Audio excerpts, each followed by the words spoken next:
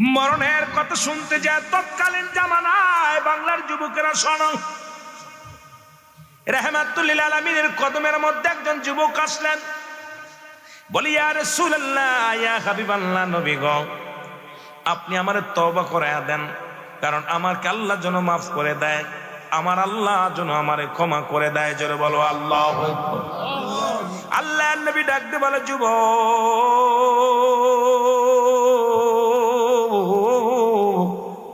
তুমি তওবা করো, অনুশোচনা করো, তওবা করো, তওবাকারীর গুনাহ আমার আল্লাহ মাফ করে দেয়। যুবক কান্দার বলে, নবী গো, এই পৃথিবীর মধ্যে আমি এত বড় পাপী,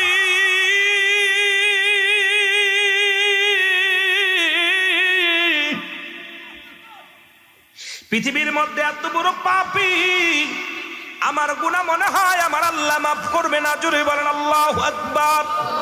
আর একটু জোরে জোরে চিল্লায় বলেন আল্লাহু আকবার। আল্লাহ নবী বলে, যুবক রে, কিয়ামত পর্যন্ত তওবার দরজা খোলা থাকবে, তুমি তওবা করো, তওবাকারীকে আল্লাহ ভালোবাসে। জোরে বলেন মারহাবা। আর একটু জোরে জোরে চিল্লায় বলেন মারহাবা। যুবক বলে, নবী গো, আমার পাপের কথা শুনলে আমারে হয়তো তওবা করার কথা বলতেন না, আমি বড় পাপী, আমি বড় গুনাহগার। আল্লাহর নবী ডাক দিয়ে বলে, যুবক, তুমি কি অপরাধ করেছো গো?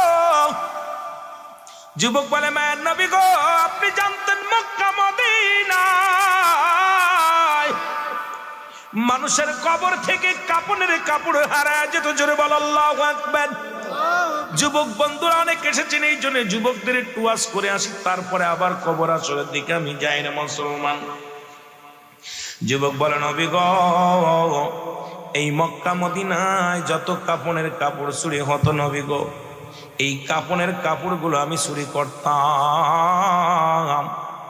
আল্লাহ নবী চোখের পানি ফেলে দিয়া বলে, যুবক রে, দুনিয়ায় কি আর কোন কর্ম পাও নাই? পৃথিবী থেকে বিদায়ের পরে 3 টুকরা কাপড় সঙ্গে লয়া যায়, একমাত্র কবরে 3 টুকরা কাপড় লয়া যায় রে যুবক। তুমি সেই 3 টুকরা কাপড় তুমি ছিনিয়ে নাও। তুমি এত বড় নিষ্ঠুর, এত বড় অন্যায় করেছো জগতের মধ্যে যুবক গো। যুবক বলে, ইয়া রাসূলুল্লাহ, ইয়া হাবিবাল্লাহ, আমার বড্ড ভুল হয়ে গেছে নবী গো। এই মক্কা মদিনার বুকে যত কাপড়ের কাপড় চুরি হতো কবর করিয়া, এই কাপড়ের কাপড়গুলো আমি যুবক চুরি করতাম। জোরে জোরে চিল্লায় বলেন নাউজুবিল্লাহ। আর একটু জোরে জোরে চিল্লায় বলো আল্লাহু আকবার।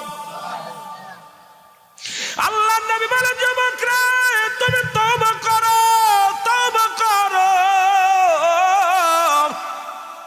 তওবাকারীকে আল্লাহ মাফ করে দেন, তওবাকারীর গুনাহ আল্লাহ মাফ করে দেয়। যুবক কান্দার বলে, নবী গো,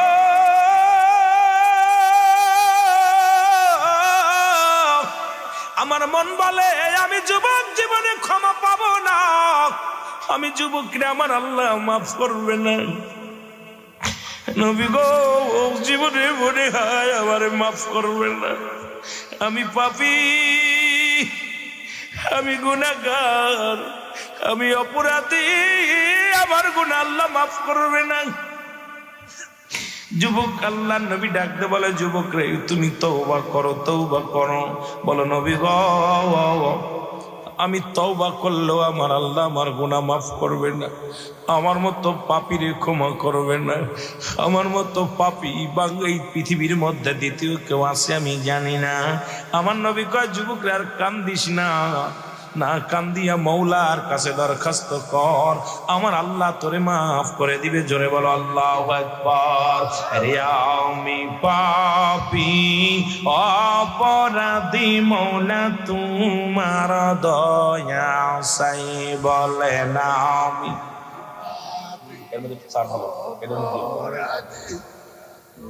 এরে তুমি যদি না করো দয়া,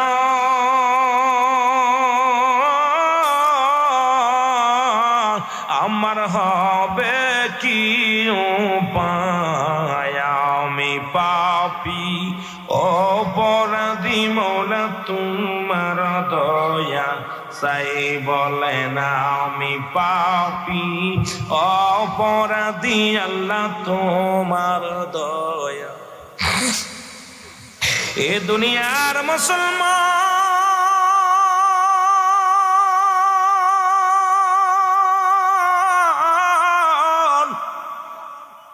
যুবক বলে নবী গো, অনেকদিন যাবত মক্কা মদিনায় কোনো মানুষের মৃত্যু হয় না, আমারও ব্যবসা ভালো হয় না।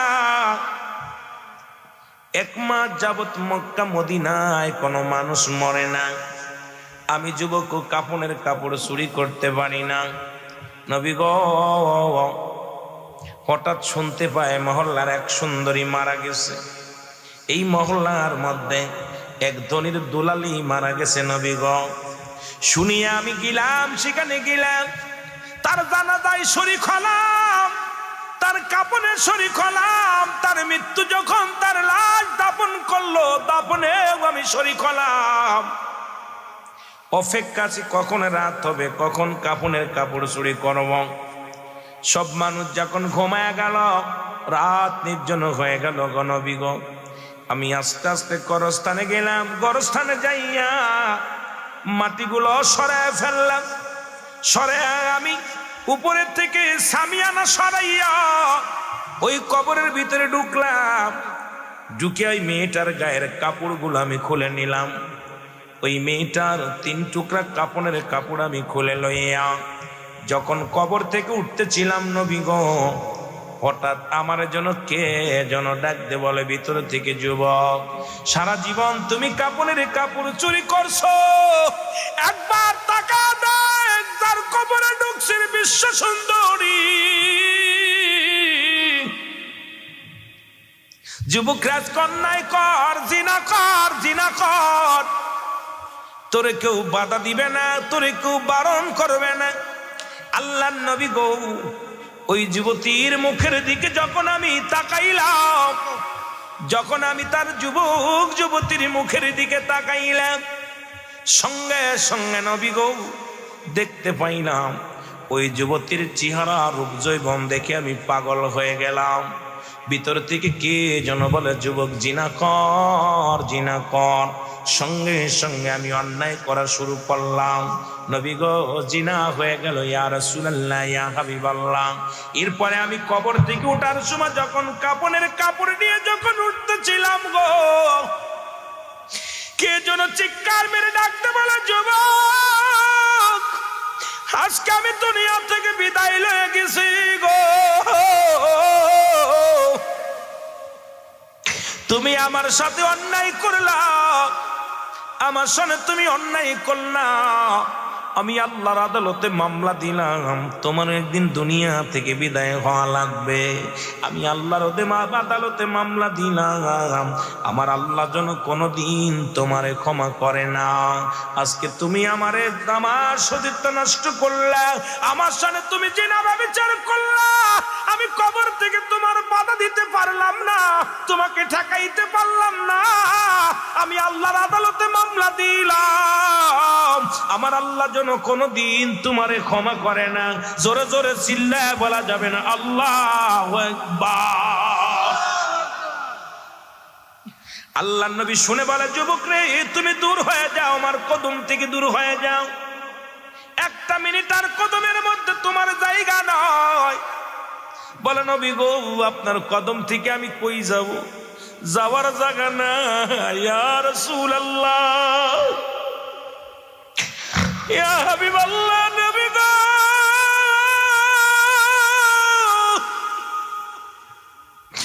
আমি সেদিন থেকে বাড়িতে খানা খাইতে পারি না, ঘুমাইতে পারি না। আমি তারপরে একটা রাত আমি ঘুমাইতে পারি না। শুধু কে যেন চিৎকার মেরে বলে, যুবক রে, আয় আয়, আল্লাহর আদালতে তোর নামে মামলা দিয়েছি, আমার আল্লাহ তোরে কোনোদিন মাফ করবে না। জোরে জোরে চিল্লায় বলা যাবে না আল্লাহু আকবার। আমি পাপী অপরাধী, মওলা তোমার দয়া চাই, বলে না আমি পাপী মৌলা তোমার দয়া, এর তুমি যদি না করো দয়া,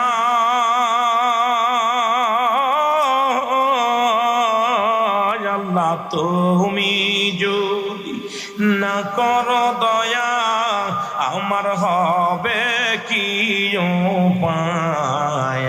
আমি পাপী অপরাধী, মৌলা তোমার দয়া চাই, বলে না আমি পাপী অপরাধী, মৌলা তোমার দয়া। ওই আমি সংসারের মায়ায় পড়িয়া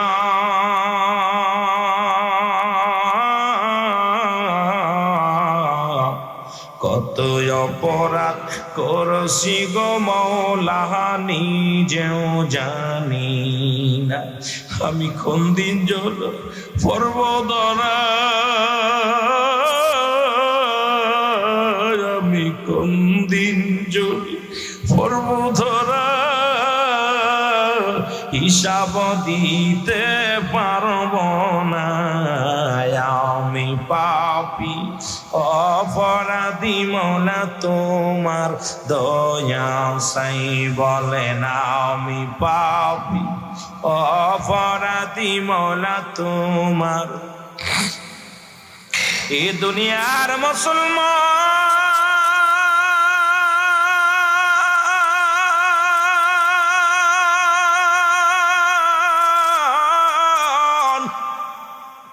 আমি যে কথা বলতেছিলাম, নবী বলে যুবকরা তুমি দূর হয়ে যাও, দূর হয়ে যাও।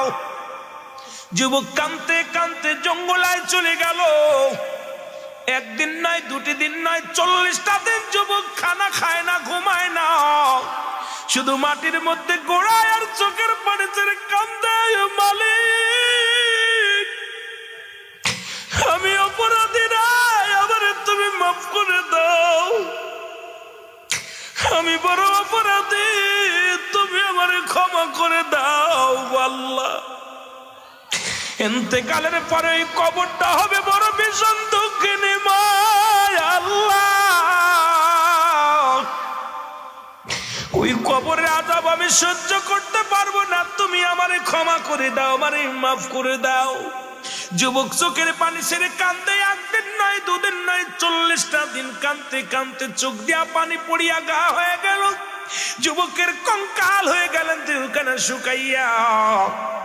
যুবক কান্দার বলে আল্লাহ তুমি আমারে মাফ করে দাও, তুমি আমারে ক্ষমা করে দাও আমার আল্লাহ। এর ইলহামের মাধ্যমে যুবক শুনতে পায়, যুবকরা আর কান্দিস না, তোর চোখের পানি জমিনের মধ্যে পড়িয়া, এই জমিনের বড় মায়া লাগছে রে যুবক, তোরে আল্লাহ মাফ করে দিছে, আর কান্দিস না। তোর চোখের পানি পড়িয়া তোর মুখের মধ্যে ঘা হয়ে গেছে, বুকের মধ্যে ঘা হয়ে গেছে, শুধু কবরের ভয়, মরণের ভয়। আল্লাহ তোরে মাফ করে দিছে, যা রাহমাতুল লিল আলামিনের কদমের মধ্যে যা। এরে আমার নবী যেন তোরে তওবা করায়া দেয়। এবার নবীর কদমের মধ্যে চলে আসলেন। নবী বলে যুবক রে তুমি আবার কেন আমার কদমের মধ্যে আইছ? নবী বলার সঙ্গে সঙ্গে যুবক বলি ইয়া রাসূলুল্লাহ, ইয়া হাবিবাল্লাহ, আপনি যদি আপনার কদম থেকে আমারে বিতাড়িত করে দেন, যদি আপনার কদম থেকে আমারে দূরে সরাইয়া দেন ইয়া রাসূলুল্লাহ, পৃথিবীর আদালতে আমি আল্লাহর কাছে ধরা পড়ে যাব, আমার যাওয়ার জায়গা নাই, বলার জায়গা নাই। ইয়া রাসূলুল্লাহ, ইয়া হাবিবাল্লাহ, আপনি আমাকে মাফ করে দেন। আমার নবী তাকায় দেখে যুবকের গা মুখের গোশতগুলো খসে খসে পড়তেছে। যুবকের চোখের পানি পড়িয়া বুকের গোশতগুলো খসে খসে পড়েছে, গায়ের গোশতগুলো খসে খসে পড়েছে। আরে জিবরিল আমিন ডাকতে বলে নবী গো নবী। ওই যুবকের কান্না জমিন সইতে পারে না, ওই যুবকের কান্না আসমান সহ্য করতে পারে নাই। আপনি ওরে মাফ করে দেন, আমার মাওলা মাফ করে দিছে। আরে যুবক বন্ধুরা, আমার নবী যে তওবা করায়া দিছে, আল্লাহ তারে মাফ করে দিছে। এতো গেল নবীর জামানার মানুষ, আর বর্তমান জামানে আমার যুবক বাজারের জান্নাতের বাগানে আসছে। অত্যন্ত খুশি লাগছে আজকের ময়দানে যুবকদের দেখিয়া, যে দেশে মুসলমান ঢাকা মর্গে জিনা হয়, এরে মক্কা মদিনায় কবরে জিনা হয়েছিল শুনেছি রে মুসলমান। এখন বাংলাদেশে ঢাকা মেডিকেলে হাসপাতালে জিনা হয়। এখন বর্তমান মুসলমান চট্টগ্রাম মেডিকেল কলেজ বাদান মেডিকেল হাসপাতালে মর্গের মধ্যে জিনা হয়। এখন আমরা বাংলাদেশে 90% মুসলমান থাকতে বাংলার জমিনে আমাদের মা বোনদের মৃত্যুর পরে যাদের সঙ্গে ইজ্জতের হানি হয়, এই দেশের গজবের দিয়া শেষ করে দিত আমার আল্লাহ। আল্লাহর অসংখ্য আল্লাহর ওলিরা থাকার কারণে হয়তো আমার আল্লাহ দয়া করেছে। জোরে বলেন ঠিক কিনা? ও মুসলমান, পৃথিবীর মধ্যে আসার একটা সিরিয়াল আছে যার কোনো সিরিয়াল নাই। দেখা যায় দুনিয়ার মধ্যে বাবা জিন্দা, সন্তান নাই, সন্তান জিন্দা, বাবা নাই। দাদার কাঁধে নাতির লাশ, নাতির কাঁধে দাদার লাশ, বাবার কাঁধে সন্তানের লাশ, সন্তানের কাঁধে বাবার লাশ। কখন কে চলে যাব কেউ বলতে পারি না। আমার আল্লাহ, তুমি আমাদের জিন্দেগির গুনাহগুলো মাফ করে দাও, আমাদের জিন্দেগির গুনাহগুলো মাফ করে দাও গো আল্লাহ। এই মরণ পৃথিবীর মধ্যে 1 নাম্বার বিপদ হলো মানুষের মরণ, 2 নাম্বার বিপদ হলো কবর, 3 নাম্বার হলো কিয়ামতের ময়দান। আল্লাহ, ওই মরণের আগে আমাদের ঈমানটাকে তাজা করে দিও। জোরে বলেন আমিন। আমি যে কথা বলতেছিলাম, পৃথিবীর মধ্যে আসার সিরিয়াল নেই, যার সিরিয়াল মুসলমান। আসার সিরিয়াল আছে, যার কোনো সিরিয়াল নাই। এই পৃথিবী থেকে কখন বিদায় নিয়ে যাব, থাকার জায়গা না, থাকবো না, থাকাও সম্ভব নয়। মানুষের মৃত্যু হয় 2টা টাইম, একটা হলো রাতের বেলা। আল্লাহ কয় বান্দা, রাত আমি শুরু করে দিলাম। রাতের শুরু হলো মাগরিব, দিনের বেলা মৃত্যু হয়, দিনের শুরু হলো ফজর। বান্দারে, দিন শুরু করে দিলি, দিনের শুরুতেই 2 রাকাত সুন্নাত নামাজ তুমি আদায় করলা, এরপরে 2 রাকাত ফরজ নামাজ তুমি আদায় করলা, সঙ্গে সঙ্গে তুমি আমার আল্লাহর গোলাম, আমার রাসূলের প্রেমিক হয়ে গেলাম। এখন দিনের মধ্যে যদি মৃত্যু হয় গো, তোমার মৃত্যুটা হবে আমার নবীর নবীর প্রেমিক, আমার আল্লাহর গোলাম। জোরে জোরে চিল্লায় বলো আল্লাহু আকবার। দিনের মধ্যে মরণ হয় না, রাতের মধ্যে মৃত্যু হবে, এর মধ্যে কোনো সন্দেহ নাই। আছে কথা বলেন, আছে কি না? সন্দেহ নাই, রাতের মধ্যে মৃত্যু হতে পারে। রাতের শুরু হলো মাগরিব, বান্দারে 3 রাকাত ফরজ নামাজ তুমি আদায় করলা, কারণ সারা দিন ভরে আল্লাহর জমিনে তুমি ঘোরাঘুরি করলা, তুমি আল্লাহর নিয়ামত ভোগ করলা, অক্সিজেন নিলা, কত কিছু করলা, জমিনের কত পানি খাইলা, আল্লাহর নিয়ামতে ভরপুর তুমি ব্যবহার করলা। বান্দা এই জন্য মাগরিব রাত্রে শুরু থেকেই আল্লাহর শুকরিয়া আদায় করলে বান্দা 3 রাকাত ফরজ নামাজ তুমি আদায় করলা। এ মুসলমান, এবার 2 রাকাত সুন্নাত নামাজ তুমি আদায় করলা। সঙ্গে সঙ্গে রাতের মধ্যে যদি তোমার মৃত্যু হয়, তোমার মৃত্যুটা হবে আমার রাসূলের প্রেমিক, আল্লাহর গোলাম। জোরে জোরে চিল্লায় বলা যাবে না আল্লাহু আকবার। এখন যদি তোমার মৃত্যু হয়, বলতে পারবা তুমি আল্লাহর গোলাম। এখন গোলাম হইতে লাগলে নামাজের দরকার আছে কি না? নবীর প্রেমিক হতে লাগলে নবীর সুন্নাত আদায় করার দরকার আছে কি না? এ মুসলমান, শুনে নাও, দেহের কান্ডা লাগা শুনে নাও। এই জন্য সলাতের গুরুত্ব, রাতে শুরু থেকেই সলাতের গুরুত্ব, দিনের শুরু থেকেই সলাতের গুরুত্ব। কারণ সমস্ত খারাপ কাজ থেকে বাঁচায় একমাত্র নামাজ। ও আমার সুন্নি ভাইয়েরা, যুবক ভাইয়েরা, এই নামাজের সময় আর হবে না, পাবা না, হয়তো আজ বাদে কাল চলে যাব। যাওয়ার আগে বেশি বেশি করে ইবাদত বন্দেগী করা লাগবে কি লাগবে না? এ দুনিয়ার মুসলমান, শুনে নাও, আর পৃথিবী 1 নাম্বার বিপদ হলো মানুষের মরণ।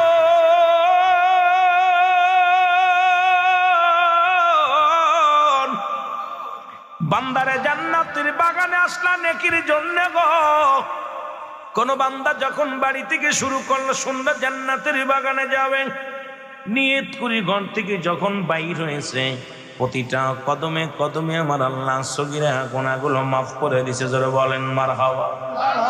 কি গুনাহ মাফ? জোরে বলেন কি গুনাহ মাফ? সগীরা গুনাহ মাফ, ছোট্ট গুনাহ মাফ। শুধু জান্নাতের বাগানে নিয়ত করে বাড়ি থেকে বাইর হইলেন, প্রতিটা কদমে কদমে আমার আল্লাহ সগীরা গুনাহগুলো মাফ করে দিল। আমরা সগীরা গুনাহ করি নাই, পদে পদে করেছি কবিরা গুনাহ। কথা কই না? কবিরা গুনাহ করছেন কি করেন নাই? আল্লামা কুতুবী রাহমাতুল্লাহ বয়ান করে, দুনিয়ার মানুষ শোনো, এই গুনাহ যদি মাফের দরকার হয়, রিয়াজুল জান্নাহ বেহেশতের বাগানের সংবাদ শুনিয়া কোন বান্দা যখন ওই জান্নাতের বাগান আঁকড়ে ধরিয়া কবরের ভয়ে জাহান্নামের ভয়ে ও মুসলমান তাওবা করে আল্লাহ বলে ডাক দেয়, আমার আল্লাহ ওই দরিয়া দরিয়া গুনাহগুলো মাফ করে দেয়। জোরে বলো মারহাবা। এর কত গুনাহ করছি গো মাওলা জীবনে, বলেন কত করছি রে মাওলা জীবনে, ওরে মাফ করে দেন মাহফিলের খাতিরে, বলেন মাফ। কোনটা একটু বাড়ান, ইকো একটু কমাই দেন। মাফ করে দেন মাহফিলের খাতিরে, আল্লাহুম্মা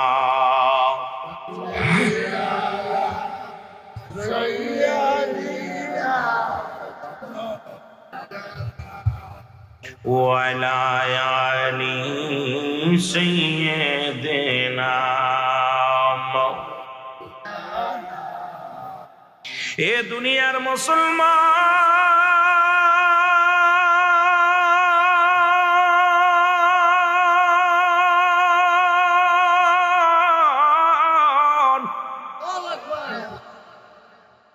বেগানা মহিলা চেহারা দেখা কবিরা গুনাহ, বেগানা পুরুষের চেহারা দেখা কবিরা গুনাহ গো।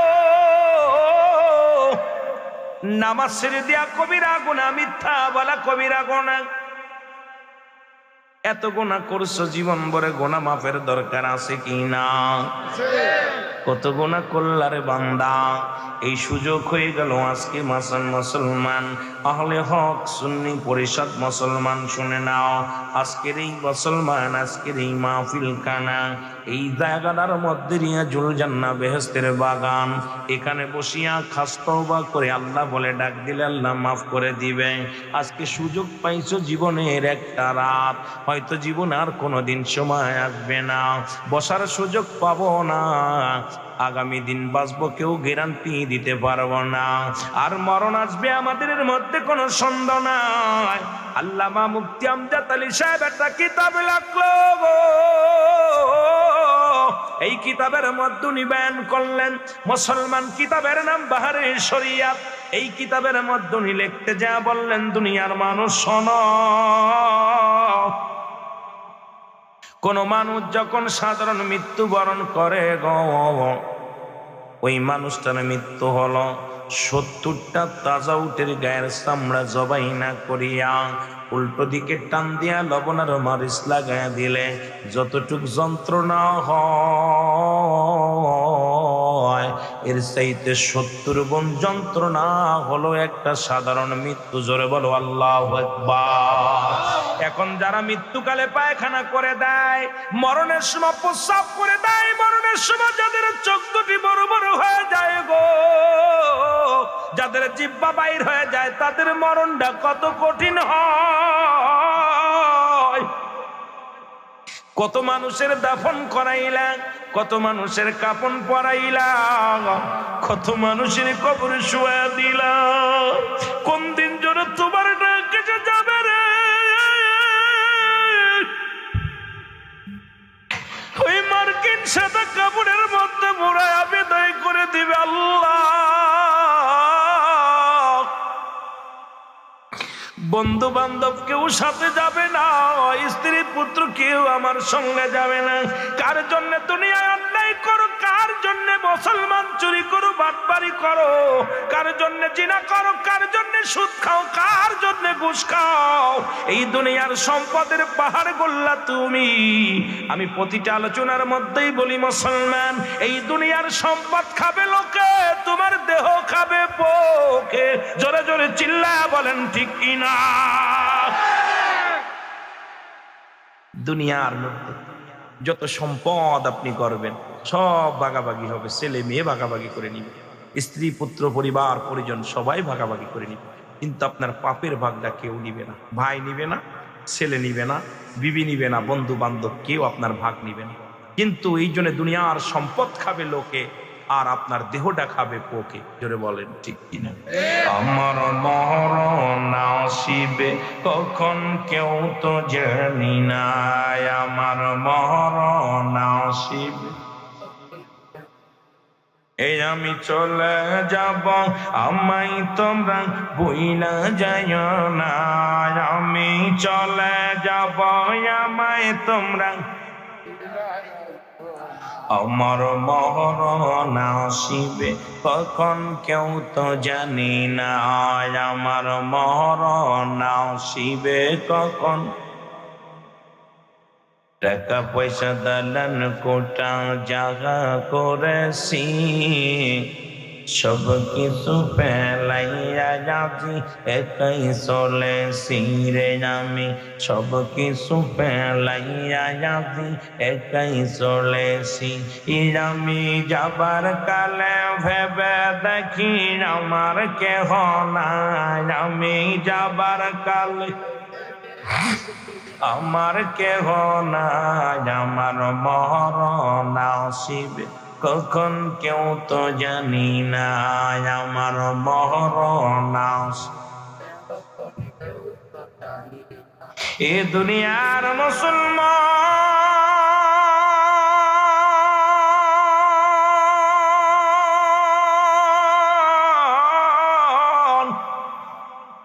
সবকিছু চূন্য বিচ্ছিন্ন করে দেবে আমার আল্লাহ গো। আল্লাহ বলেন কুল্লু মান আলাইহা ফান, জোরে বলো আল্লাহু আকবার। আল্লাহ বলে বান্দার এই জমিনটা আমি রাখবো না, এই জমিনের মধ্যে যা কিছু আছে চূন্য বিচ্ছিন্ন করে দিব। এই জমিনের মধ্যে যত মাটি আছে সমস্ত মাটিগুলো পুড়ে পড়ে যাবে তামা। হে সুনামগঞ্জের মুসলমান শুনে লও গো, এই জমিনের মধ্যে যত মাটি আছে সমস্ত মাটিগুলো পুড়ে হয়ে যাবে তামা। গত বছর এসেছিলাম সুনামগঞ্জের জমিনে ত্রাণ দেওয়ার জন্য, দেখি মানুষ পানির মধ্যে সাঁতার কাটে, বড় আশ্চর্য হয়ে গেছিলাম দেখি। আরে মরা মানুষের লাশ দেখেছিলাম কলা গাছের মধ্যে বাসাইয়া কাগজের মধ্যে লিখে দিচ্ছে, যদি কোনো হৃদয়বান মানুষ থাকেন গো আমার বাবা জানের দেহখানা মাটি খালা করবেন। এই মানুষটা মাটি দেওয়ার মতো জায়গা আসিল না, পানি আর পানি, রাস্তাঘাট পানির মধ্যে আপনাদের কাল্লা পরীক্ষা করেছিল। ও মুসলমান শুনে নাও, আমার আল্লাহ কয় এই জমিনের সমস্ত পানিগুলো পুড়ে হয়ে যাবে সাই। আল্লাহু আকবার বলেন না? এই জমিনের পানিগুলো পুড়ে হয়ে যাবে ছাই। কিচ্ছু বলতে কিচ্ছু যেদিন থাকবে না সেদিন থাকবে আমার আল্লাহ। আল্লাহ কয় বান্দারে যেদিন আমি থাকবো আমার নবীর ভালোবাসা নিয়া। এই জন্য সুন্নিরা নবী নবী বলে ফালাফালি করে, নবীর প্রেমে পাগল হইয়া যায়, কারণ আল্লাহ থাকবে নবীর ভালোবাসা নিয়ে, আমরাও থাকতে চাই নবীর ভালোবাসা নিয়া। এ সুনামগঞ্জের মানুষ শোনো, কত পানি আসলো, সেই পানিগুলো পুড়ে হয়ে যাবে ছাই। পৃথিবীর 3 ভাগ পানি 1 ভাগ মাটি। আল্লাহ কয় মাটি পুড়ে হবে তামা, এই জমিনের পানিগুলো পুড়ে হয়ে যাবে ছাই। যেদিন কিচ্ছু বলতে কিচ্ছু থাকবে না, থাকবে শুধু আমার আল্লাহ। আল্লাহ কয় বান্দারে সেদিন থাকবো শুধু আমি আল্লাহ, আর আমি থাকবো আমার নবীর ভালোবাসা নিয়ে। জোরে জোরে চিল্লায়া বলা যাবে না মারহাবা। আল্লাহ থাকবো নবীর ভালোবাসা নিয়ে, আপনারা কার ভালোবাসা নিয়ে থাকবেন? কথা কয় না, কার ভালোবাসা? নবীজির ভালোবাসা নিয়ে। সব কিছু চূর্ণ বিচ্ছিন্ন করে দিবে কে? আরো জোরে বলেন কে? আল্লাহ। এত পানি কই যাবে? সব পানি পুড়ে ছাই ছাই হয়ে যাবে। রান্না করে মহিলারা লার্কি দিয়ে, এর কয়লা হয়ে যায়, ছাই হয়ে যায়। তদ্রুপ পানিগুলো পুড়ে ছাই হবে, জমিনের মাটিগুলো পুড়ে হবে তামা। যেদিন কিচ্ছু থাকবে না। এত বাড়াবাড়ি, আয়ের জোট, ফেরাউন নমরুদ, কারণ যারা খোদাই দাবি করেছিল কেউ নাই, আপনিও থাকবেন না, আমিও থাকবো না। এখন শুধু শ্বাসটা বাইর হয়ে গেছে। সকালবেলা রুহুল আমিন সিদ্দিকের লাশ, অমুক ব্যক্তি রাত 12টার সময় ইন্তেকাল করেছে, ইন্না লিল্লাহি ওয়া ইন্না ইলাইহি রাজিউন। মরহুমের জানাজা কি হলো? মরহুমের জানাজা ঈশান নামাজ বাদ, মাগরিবের নামাজ বাদ, জোহরের নামাজ বাদ মসজিদের সামনে অনুষ্ঠিত হবে। এই হলো আপনার আমার জিন্দেগিটা। এর তোর জন্য কত অন্যায় অপরাধ করতেছি, কত জুলুম করতেছি, কত মানুষকে কষ্ট দিতেছি, হক না হক কথা বলতেছি, সম্পদের জন্য বাড়াবাড়ি করতেছি। আমার যুবক বন্ধুরা, আল্লাহ আমাদেরকে, আজকে আমার সবচেয়ে বেশি ভালো লাগতো যুবকদের দেখে। আমার ভাইরা, এই দুনিয়া ছেড়ে চলে যাব, বুড়া হয়ে মরবো, কেউ গ্যারান্টি দিতে পারবো? জোরে বলেন, পারবো? গ্যারান্টি নেই। বুড়া হয়ে মরবো, কেউ গ্যারান্টি দিতে পারবো না। আজকে এখান থেকে বাড়ি ফিরে যেতে পারবো কেউ বলতে পারি? কেউ বলতে পারি না। আল্লাহ কখন ডাক দিবে চলে যাব, ঠিক না? এ পৃথিবী দেখতে সুন্দর, মায়া ভরা ঘর,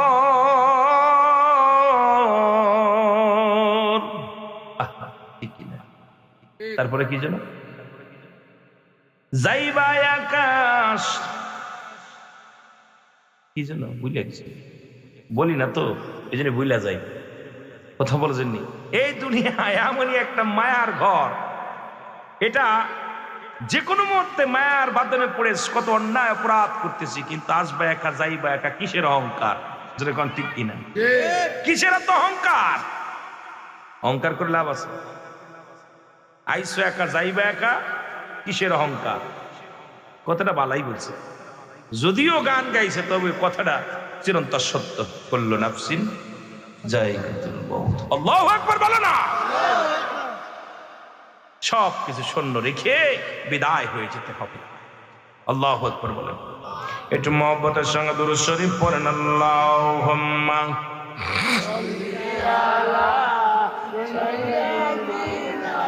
যুবক বন্ধুরা শুনে নাও, মরণের কথা শুনতে যায় তৎকালীন জামানায় বাংলার যুবকেরা শোনো। রাহমাতুল লিল আলামিনের কদমের মধ্যে একজন যুবক আসলেন, বলি ইয়া রাসূলুল্লাহ, ইয়া হাবিবাল্লাহ, নবী গো, আপনি আমারে তওবা করায়া দেন, কারণ আমাকে আল্লাহ যেন মাফ করে দেয়, আমার আল্লাহ যেন আমারে ক্ষমা করে দেয়। জোরে বলো আল্লাহু আকবার। আল্লাহর নবী ডাক দিয়ে বলে, যুবক,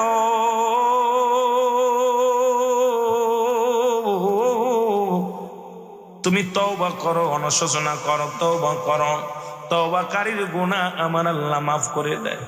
যুবক কান্দার বলে, নবী গো, এই পৃথিবীর মধ্যে আমি এত বড় পাপী,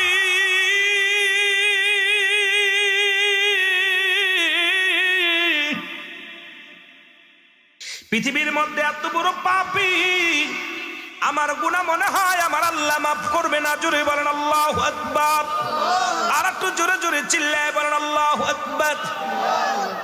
আল্লাহ নবী বলে, যুবক রে, কিয়ামত পর্যন্ত তওবার দরজা খোলা থাকবে, তুমি তওবা করো, তওবাকারীকে আল্লাহ ভালোবাসে। জোরে বলেন মারহাবা। আর একটু জোরে জোরে চিল্লায় বলেন মারহাবা। যুবক বলেন, নবী গো, আমার পাপের কথা শুনলে আমার হয়তো তওবা করার কথা বলতেন না, আমি বড় পাপী, আমি বড় গুনাহগার। আল্লাহর নবী ডাকতে বলে, যুবক, তুমি কি অপরাধ করেছ গো? যুবক বলে, মায়ের নবী গো, আপনি জানতেন মক্কা মদিনায়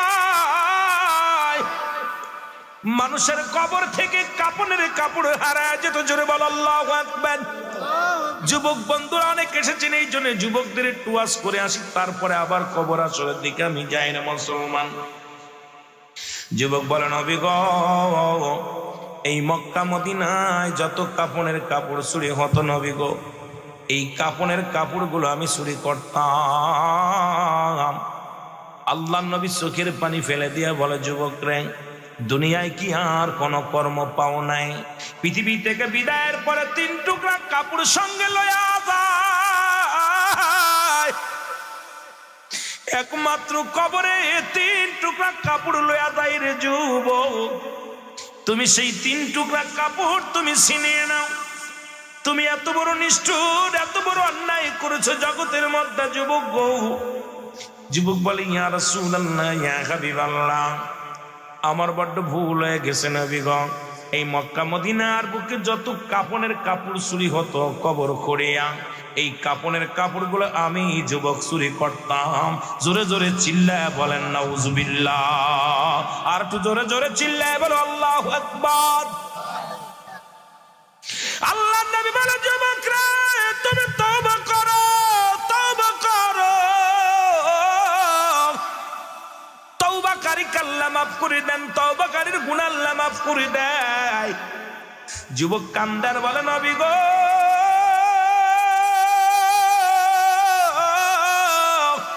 আমার মন বলে আমি যুবক জীবনে ক্ষমা পাবো না, আমি যুবকরে আমার আল্লাহ মাফ করবে না। নবী গো, জীবনে মনে হয় আমার মাফ করবে না, আমি পাপী, আমি গুনাহগার, আমি অপরাধী, আমার গুনাহ আল্লাহ মাফ করবে না। যুবক আল্লাহ নবী ডাকতে বলে যুবক রে, তুমি তওবা করো, তওবা করো।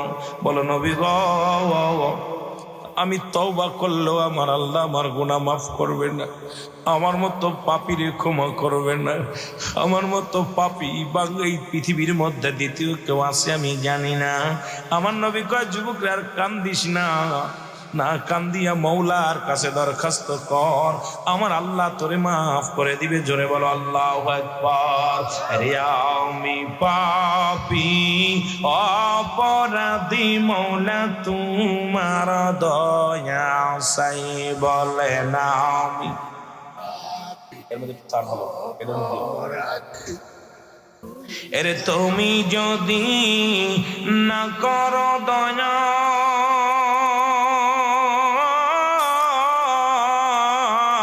আমার হবে কি উপায়? আমি পাপী অপরাধী, মৌলা তোমার দয়া চাই বলে না আমি পাপী অপরাধী, আল্লাহ তোমার দয়া। এ দুনিয়ার মুসলমান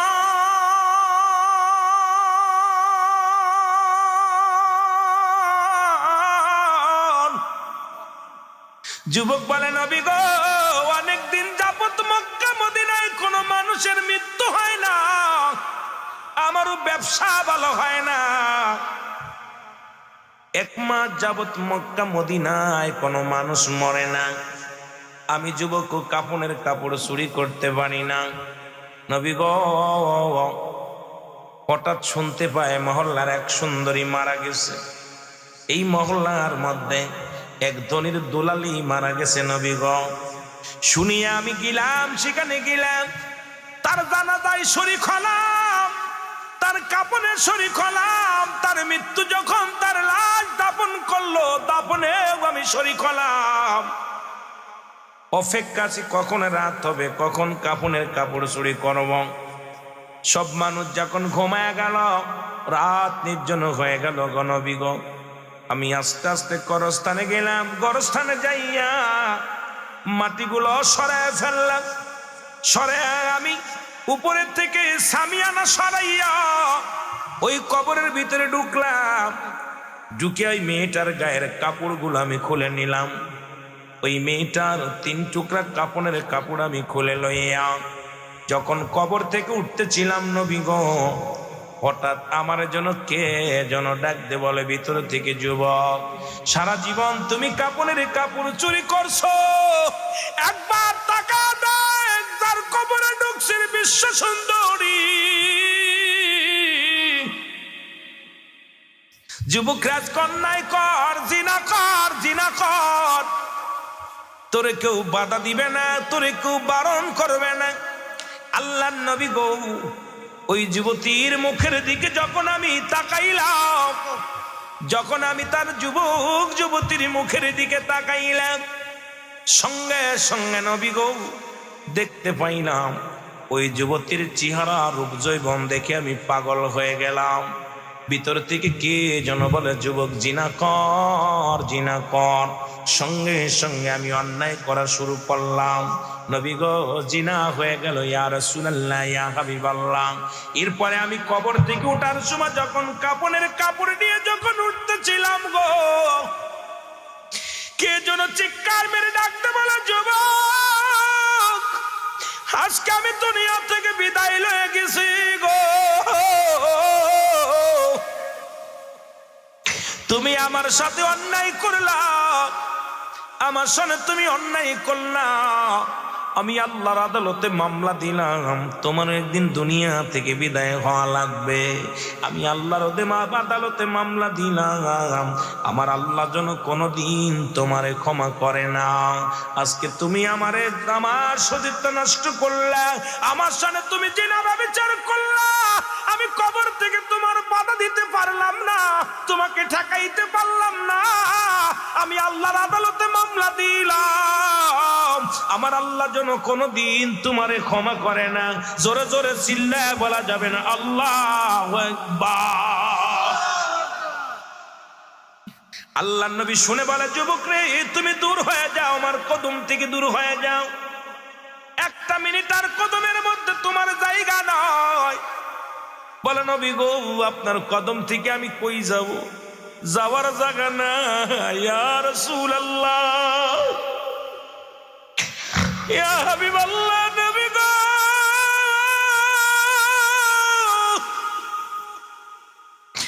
আমি সেদিন থেকে বাড়িতে খানা খাইতে পারি না, ঘুমাইতে পারি না। আমি তারপরে একটা রাত আমি ঘুমাতে পারি না। শুধু কে যেন চিৎকার মেরে বলে, যুবক রে আয় আয়, আল্লাহর আদালতে তোর নামে মামলা দিয়েছি, আমার আল্লাহ তোরে কোনোদিন মাফ করবে না। জোরে জোরে চিল্লায় বলা যাবে না আল্লাহু আকবার। আমি পাপী অপরাধী, মওলা তোমার দয়া চাই। বলে না, আমি পাপী মওলা তোমার দয়া, তুমি যদি না করো দয়া,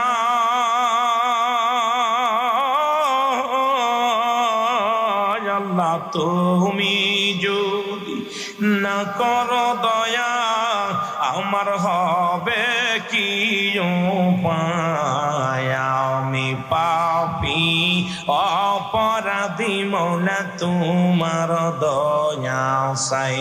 বলে না, আমি পাপী অপরাধী, মওলা তোমার দয়া। ওই আমি সংসারের মায়ায় পড়িয়া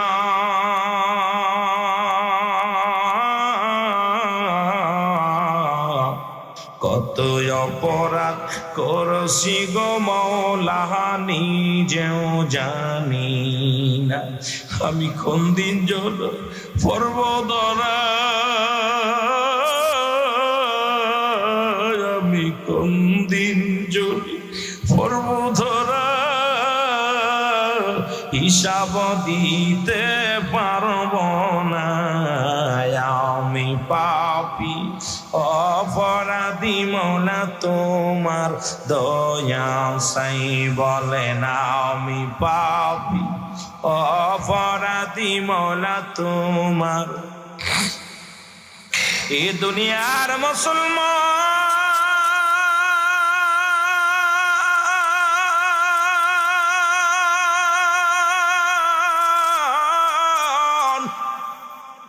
আমি যে কথা বলতেছিলাম, নবী বলে, যুবক রে, তুমি দূর হয়ে যাও, দূর হয়ে যাও।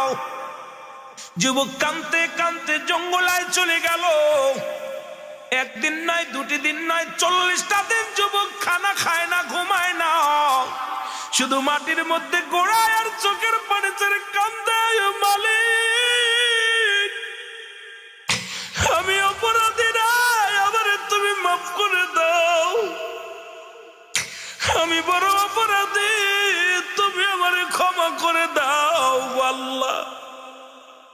ইন্তেকালের পরে এই কবরটা হবে বড় ভীষণ দুঃখিনী মায় আল্লাহ, ওই কবরের আযাব আমি সহ্য করতে পারবো না, তুমি আমারে ক্ষমা করে দাও, আমারে মাফ করে দাও। যুবক চোখের পানি ছেড়ে কান্দে, একদিন নয়, দুদিন নয়, 40টা দিন কান্দতে কান্দতে চোখ দিয়া পানি পড়িয়া গা হয়ে গেল, যুবকের কঙ্কাল হয়ে গেলেন দেহখানা শুকাইয়া। যুবক কান্দার বলে, আল্লাহ তুমি আমারে মাফ করে দাও, তুমি আমারে ক্ষমা করে দাও আমার আল্লাহ।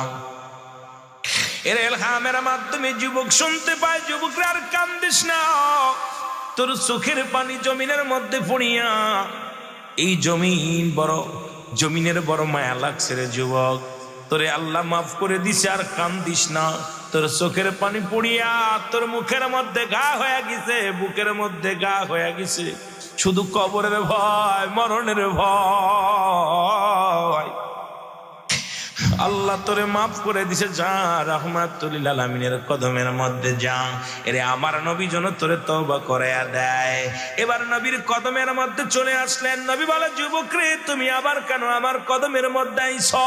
নবী বলার সঙ্গে সঙ্গে যুবক বলি, ইয়া রাসূলুল্লাহ, ইয়া হাবিবাল্লাহ, আপনি যদি আপনার কদম থেকে আমারে বিতাড়িত করে দেন, যদি আপনার কদম থেকে আমারে দূরে সরাইয়া দেন, ইয়া রাসূলুল্লাহ, পৃথিবীর আদালতে আমি আল্লাহর কাছে ধরা পড়ে যাব, আমার যাওয়ার জায়গা নাই, বলার জায়গা নাই। ইয়া রাসূলুল্লাহ, ইয়া হাবিবাল্লাহ, আপনি আমাকে মাফ করে দেন।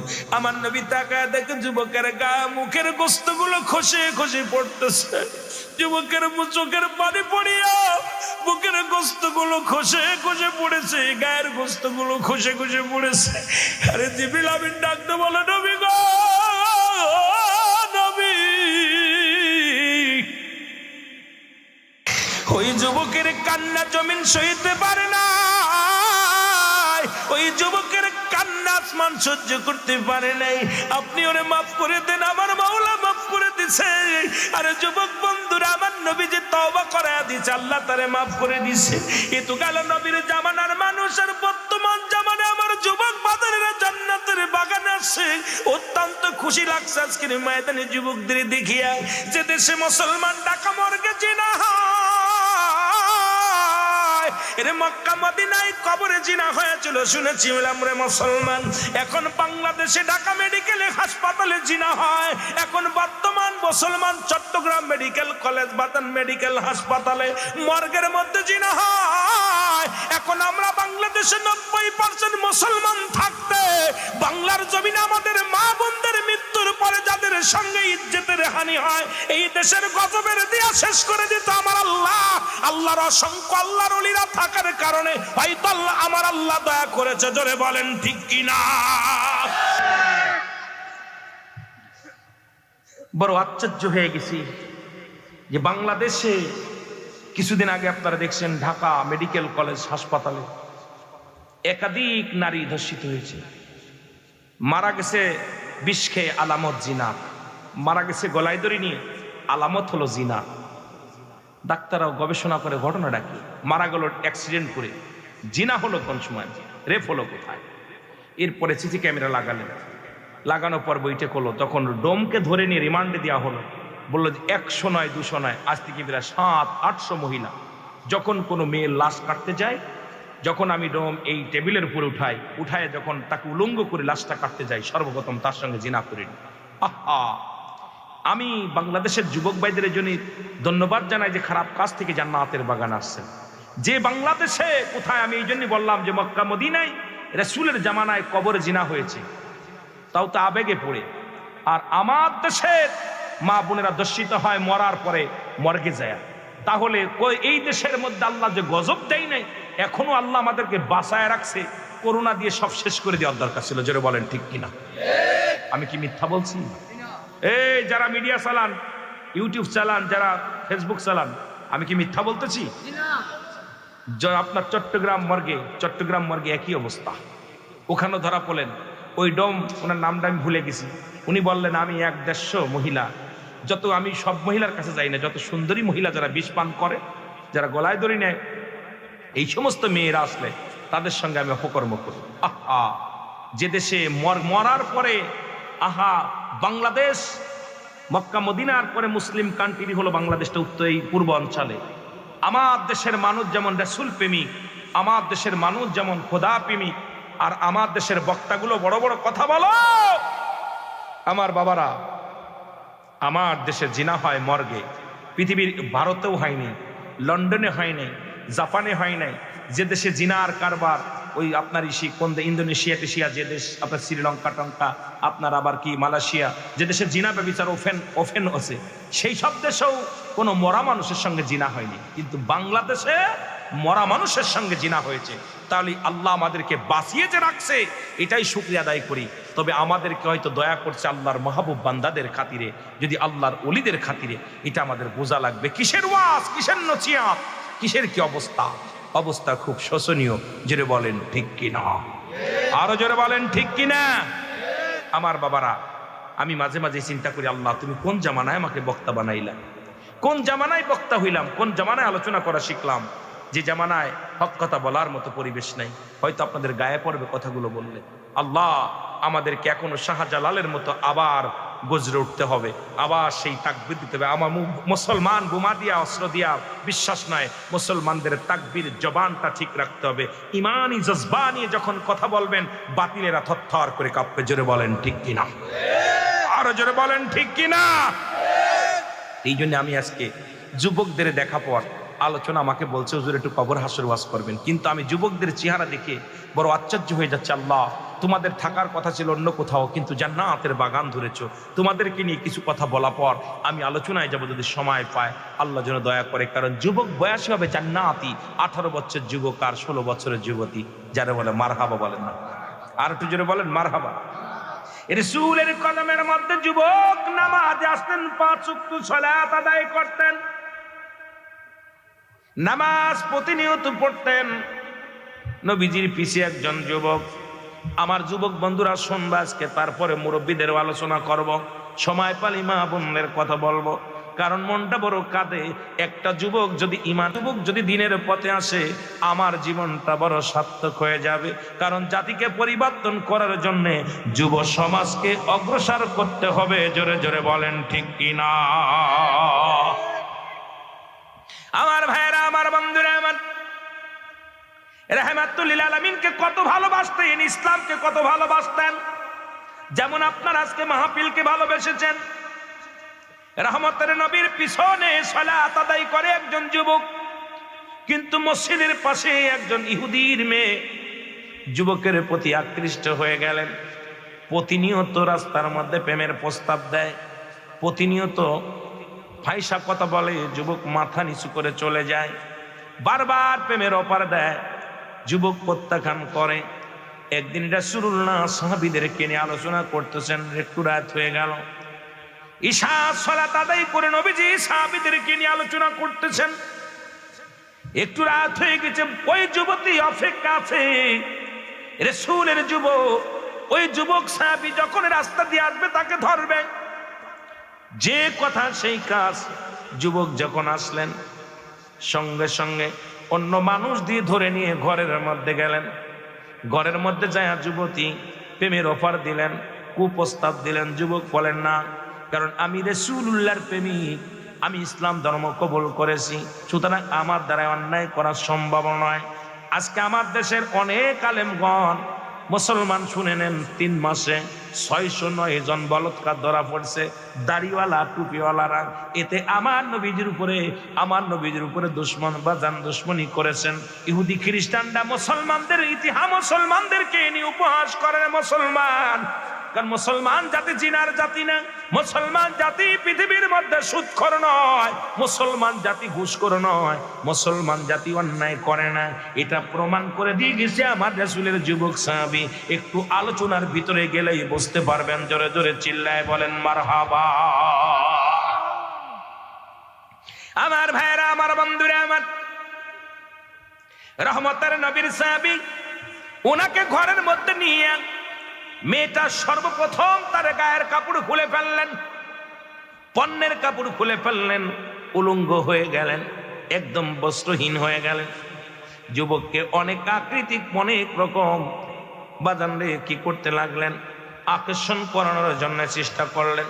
যুবক একটা চিৎকার মেরে দিয়ে বলে, ইয়া রাসূলুল্লাহ, আমার আল্লাহ, তোমার হাতে আমার ইজ্জত, তোমার হাতে আমার সম্মান, তুমি আমারে দয়া করো। জোরে জোরে চিল্লায় বলা যাবে না মারহাবা, আর একটু জোরে জোরে চিল্লায় বলা যাবে না মারহাবা। যুবক কি করলেন? যুবক বেহুশ হয়ে পড়ে গেলেন, জমিনের মধ্যে পড়ে গেলেন। যুবতী চিন্তা করে, যুবকটা যদি মারা যায়, সকালবেলা মার্ডার কেসের আসামি হব আমি। তার হাতে হাত পা ধরে টান দিয়ে নিয়ে রাস্তার মধ্যে ফেলে রাখলেন। ফজরে আদান হলো, সাহাবীরা নামাজ আদায় করলেন। আদায় করে যাইয়া দেখে আল্লাহ নবীর সাহাবী, ওই যুবক সাহাবী রাস্তার পাশে পড়ে আছে। হাতাশিং করে তার বাড়ি নিলেন, বাড়ি নিয়ে কবিরাজ দেখাইলেন। কবিরাজ দেখাইয়া চিকিৎসা করলেন, কিন্তু হুঁশ ফিরে পেলেন না। 3 দিন সময় চলে গেল। 3 দিন পরে যুবকের হুঁশ হলো। হুঁশ হওয়ার পর বাবাকে ডাকতে বলে, আমার বাবা, বাবা গো, আমাকে এক টুকরা কাগজ দাও, একটা কলম দাও। এক টুকরা কাগজ নিলেন, কলম নিলেন। এই কাগজটার মধ্যে লিখলেন, বাবা, আমি তোমার কলিজার টুকরা সন্তান। আল্লাহ ডাকতে বলেন কাগজের মধ্যে, আমার বাবা যান, আমি আপনার হক আদায় করতে পারলাম না। বাবা গো, আমাকে আপনি মাফ করে দিবেন। আমি আপনার কলিজার টুকরা সন্তান হয়ে আপনার কাছে ক্ষমা চাই। আমি মারা যাব, মারা গেলে বাবা গো, এই দুনিয়ার কোন মানুষকে আপনি জানাবেন না। আমার কাফন আপনি করাইবেন, আমার দাফন আপনি করাইবেন, এমনকি কোন গোরস্থানে আমার মাটি দিবেন না। আমার এই ঘরের মধ্যে লুকায় রাখবেন, আমার কবরটা দিবেন আমার ঘরের মধ্যে, আমার আব্বা যান। এই কথা বলা পর রাতের অন্ধকারে যুবক মারা গেলেন। যুবকটা মারা গেলেন, দুনিয়া থেকে বিদায় হয়ে গেলেন। আল্লাহর নবী 5টা দিন অতিবাহিত হয়ে গেল। নবীজি ডাকতে বলে, আমার সাহাবীরা রে, আমার যুবক সাহাবী আজ 5টা দিন আমি দেখি না, কোথায় গেছে? সাহাবীরা বলে, ইয়া রাসূলুল্লাহ, ইয়া হাবিবাল্লাহ, নিশ্চিত সে দুনিয়ার কোন প্রেমে পড়ে গেছে, না হয় কোনো মেহমান বাড়ি গেছে। আমার নবী কয়, যাও তোমরা খবর নাও। খবর নিতে আসলেন। যুবকের বাবার সালাম দা, আসসালামু আলাইকুম চাচা যান, আপনার ছেলে কই? আপনার ছেলের খবর রাহমাতুল লিল আলামিন জানতে চেয়েছে। বলে, আমার ছেলের খবর আমি জানি না। এই কথা বলিয়া চোখের পানিগুলো ছেড়ে দিছে। কারণ বাবার কাছে সন্তানের লাশ যে কতবারই একমাত্র বাবাই জানে। পৃথিবীর যে বাবা তার সন্তানের লাশটা ধরেছে, যে বাবা তার সন্তানের লাশ দাপন করেছে, সেই বাবা জানে সন্তানের লাশ কতবারই। আল্লাহর নবীর সাহাবীরা যা বলে, মায়ার নবী গো,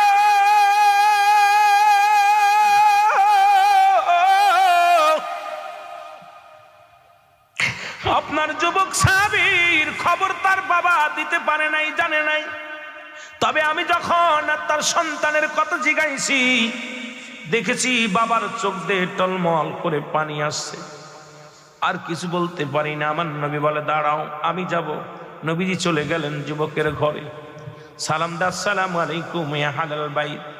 ঘরের মধ্যে কসনি? বলে, ওয়ালাইকুম আসসালাম। ভিতর থেকে আসে, ডাকতে বলে, আপনি কে? বলে, আমি যুবকের বাবা, অমুক সাহাবীর বাবা।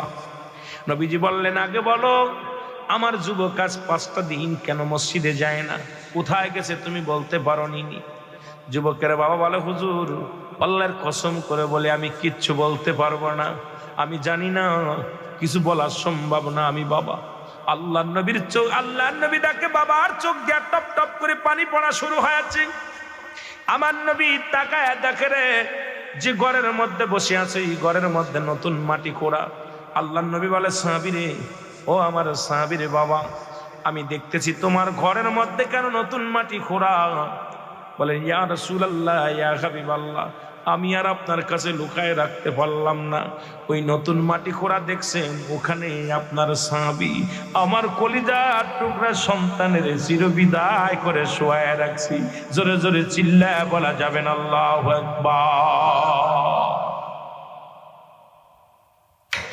আল্লাহর নবী ডাক দেওয়ালা যাব,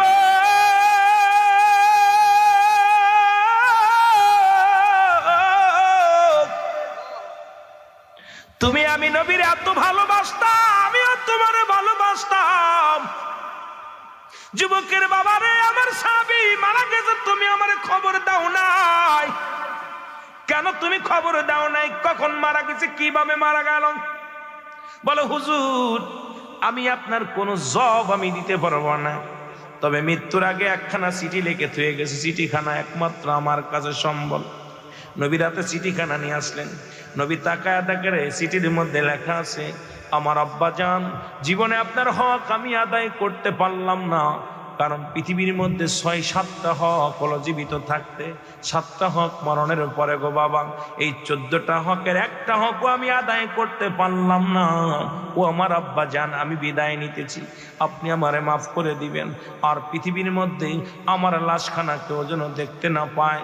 দুনিয়ার মধ্যে আপনি নিজেই গোসল করাইবেন, নিজেই দাফন করাইবেন, নিজেই জানাজা পড়বেন, অন্য কোন মানুষকে ডাকবেন না। আমার নবী চিঠি পড়িয়া চোখের পানিগুলো দরদর করে ছেড়ে দিলেন আর কান্দা, আল্লাহ, আমার যুবকের মৃত্যুর রহস্যটা তুমি আমার বলে দাও। জিবরিল আমিন আসে বলে, নবী গো, মায়ের নবী শোনেন, আপনার যুবক আপনাকে এত ভালোবাসতো, আপনার যুবক ইসলামকে ভালোবাসত, আপনার যুবক ইসলাম কলুষিত হোক এটা চান নাই, কারণ আপনি আল্লাহ পাক তো কোরআনের মধ্যে বলেছি,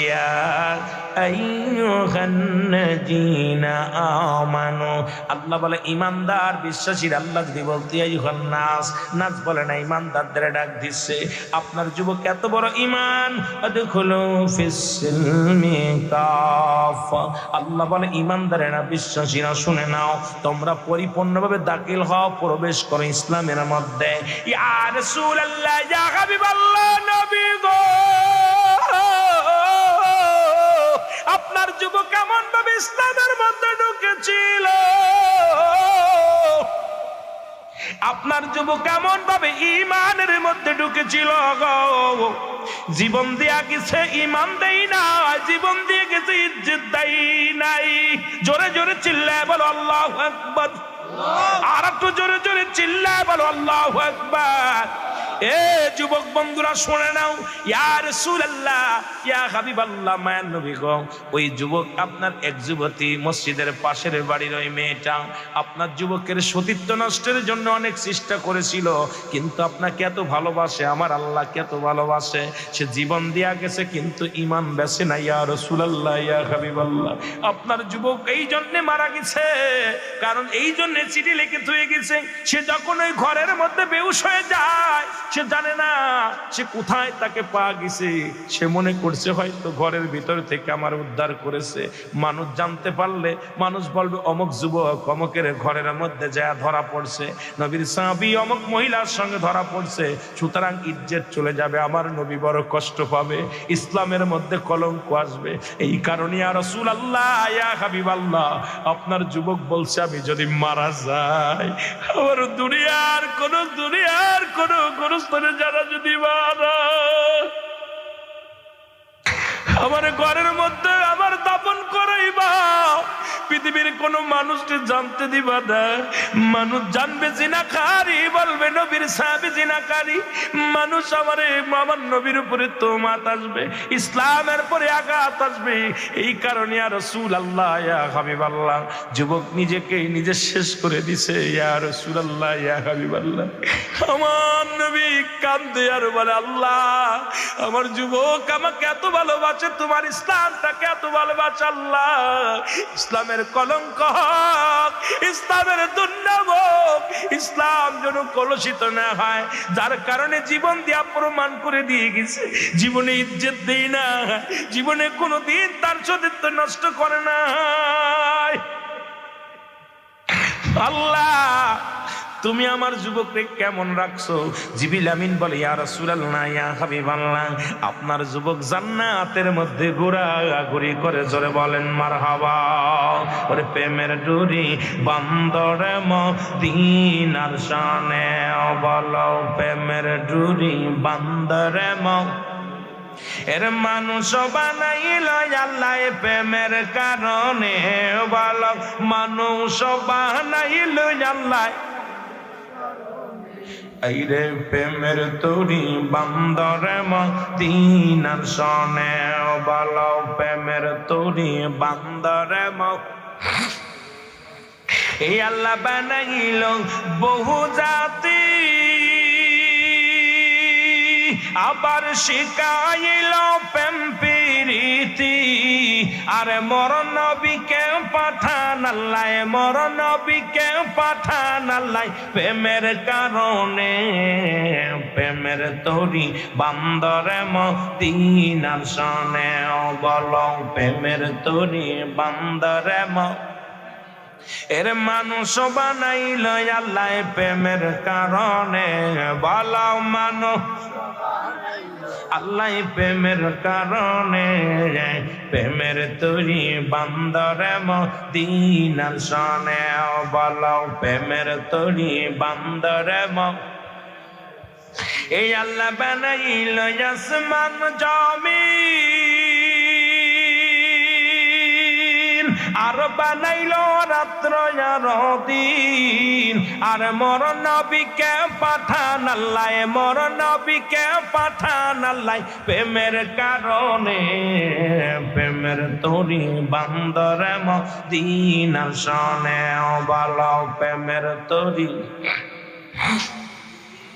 আরো জোরে বলেন প্রেমের তরি বান্দরে মদিনার শনে, এর মানুষ বানাইল আল্লাহ প্রেমের কারণে, বলো মানুষ বানাইল আল্লাহ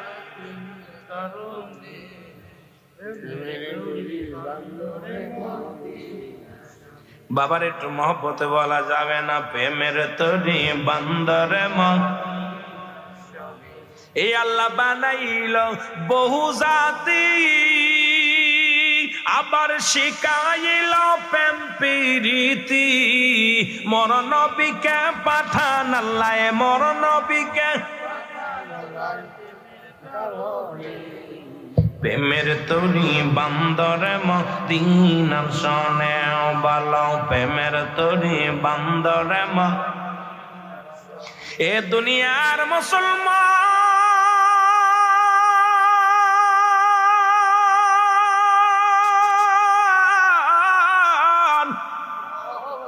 আল্লাহর নবী চলে গেলেন ইহুদের ওই মহিলার বাড়ি গো।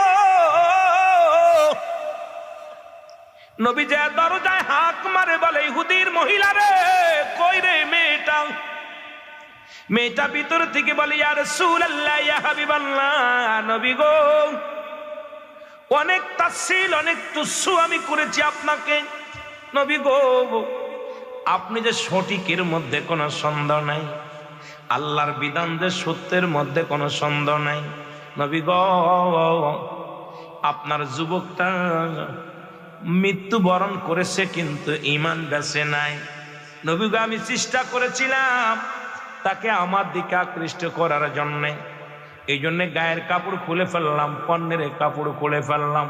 আল্লাহর কসম করে বলি নবী গো, একটা বার আমার মুখের দিকে তাকাই নাই, দেহের দিক তো দূরের কথা, একটা বার আমার মুখের দিকে তাকাই নাই। জীবন দিয়ে একটা চিৎকার বেরো নবী গো, এই দুনিয়ার মধ্যে বেহুশে পড়ে যায় গো। আল্লাহ নবী গো, একটা মিনিট আমি ইহুদি থাকতে চাই না, আপনি আমার কালেমা পড়াই দেন, যে ইসলামের মধ্যে জিনা নাই, যে ইসলামের মধ্যে ব্যভিচার নাই, পৃথিবীর মধ্যে সতীত্ব, যে ইসলাম সত্য। নবী গো, একটা মিনিট আমি ইহুদি থাকতে চাই না, আপনি আমাকে কালেমা পড়ায়া দেন। আপনার যুবর মৃত্যুর জন্য আমি দায়ী ইয়া রাসূলুল্লাহ। আমি তার রূপ যৌবন দেখে পাগল হয়ে গেছিলাম, তাকে চেষ্টা করেছিলাম আমার দেহ দেখাইয়া তারে আমি জিনার কাজে লিপ্ত করব, কিন্তু পারি নাই। আপনাকে এত ভালোবাসে, আল্লাহকে এত ভয় পায়, এই দুনিয়ার মধ্যে কবরকে ভয় পায়, জাহান্নামকে ভয় পায়। ইয়া রাসূলুল্লাহ, ইয়া হাবিবাল্লাহ, আপনি আমাকে কালেমা পড়ায়া দেন, আমি যেন মুসলমান হয়ে মরতে পারি। আমি আর একটা মিনিটও মুসলিম থাকতে চাই না। নবী কালেমা পড়ায়া দেয়, লা ইলাহা ইল্লাল্লাহু মুহাম্মাদুর রাসূলুল্লাহ। এ সুনামগঞ্জের বাবারা, দেখছেন ইসলাম কাকে বলে? আর আমরা পরের মেয়েগুলো ভাগ্যে নিয়ে রিসোর্টে চলে যাচ্ছি, পরের মেয়েগুলো ভাগ্যে নিয়ে শহরে চলে যাচ্ছি, শাহজালালের মাজারের পাশে ঘোরাঘুরি করতেছি, প্রেমিক প্রেমিকা, আহা কত অন্যায় কাজ করতেছি, কত হোটেলে ঢুকতেছি। আল্লাহর কসম, নবীজি বলছে দুইটা জিনিস যে হেফাজত করতে পারবে, আমি নবী তার হাত ধরে জান্নাতে নিব। নাম্বার 1, দুই গালের মধ্যবস্তু জিহ্বা, এটাকে কন্ট্রোল রাখতে হবে, এটাকে কাউকে গালি দেওয়া যাবে না, এটাতে হারাম জিনিস ভক্ষণ করা যাবে না, কাউকে কষ্ট দেওয়া যাবে না, এই মুখটা পবিত্র রাখতে হবে। 2 নাম্বার, পুরুষ লিঙ্গ স্ত্রীলিঙ্গ, এই দুইটা একমাত্র স্বামী স্ত্রী ব্যতীত অপচয় করবে না। যে সমস্ত যুবক যুবতী তার সতীত্বকে রক্ষা করে একমাত্র স্বামীর আমানত স্বামীর কাছে গচ্ছিত করা, স্ত্রীর আমানত স্ত্রীর কাছে গচ্ছিত করা, যারা এই দুনিয়ার মধ্যে এই দুইটা কন্ট্রোল করতে পারবে, নবীজি তার হাত ধরে জান্নাতে নিবে।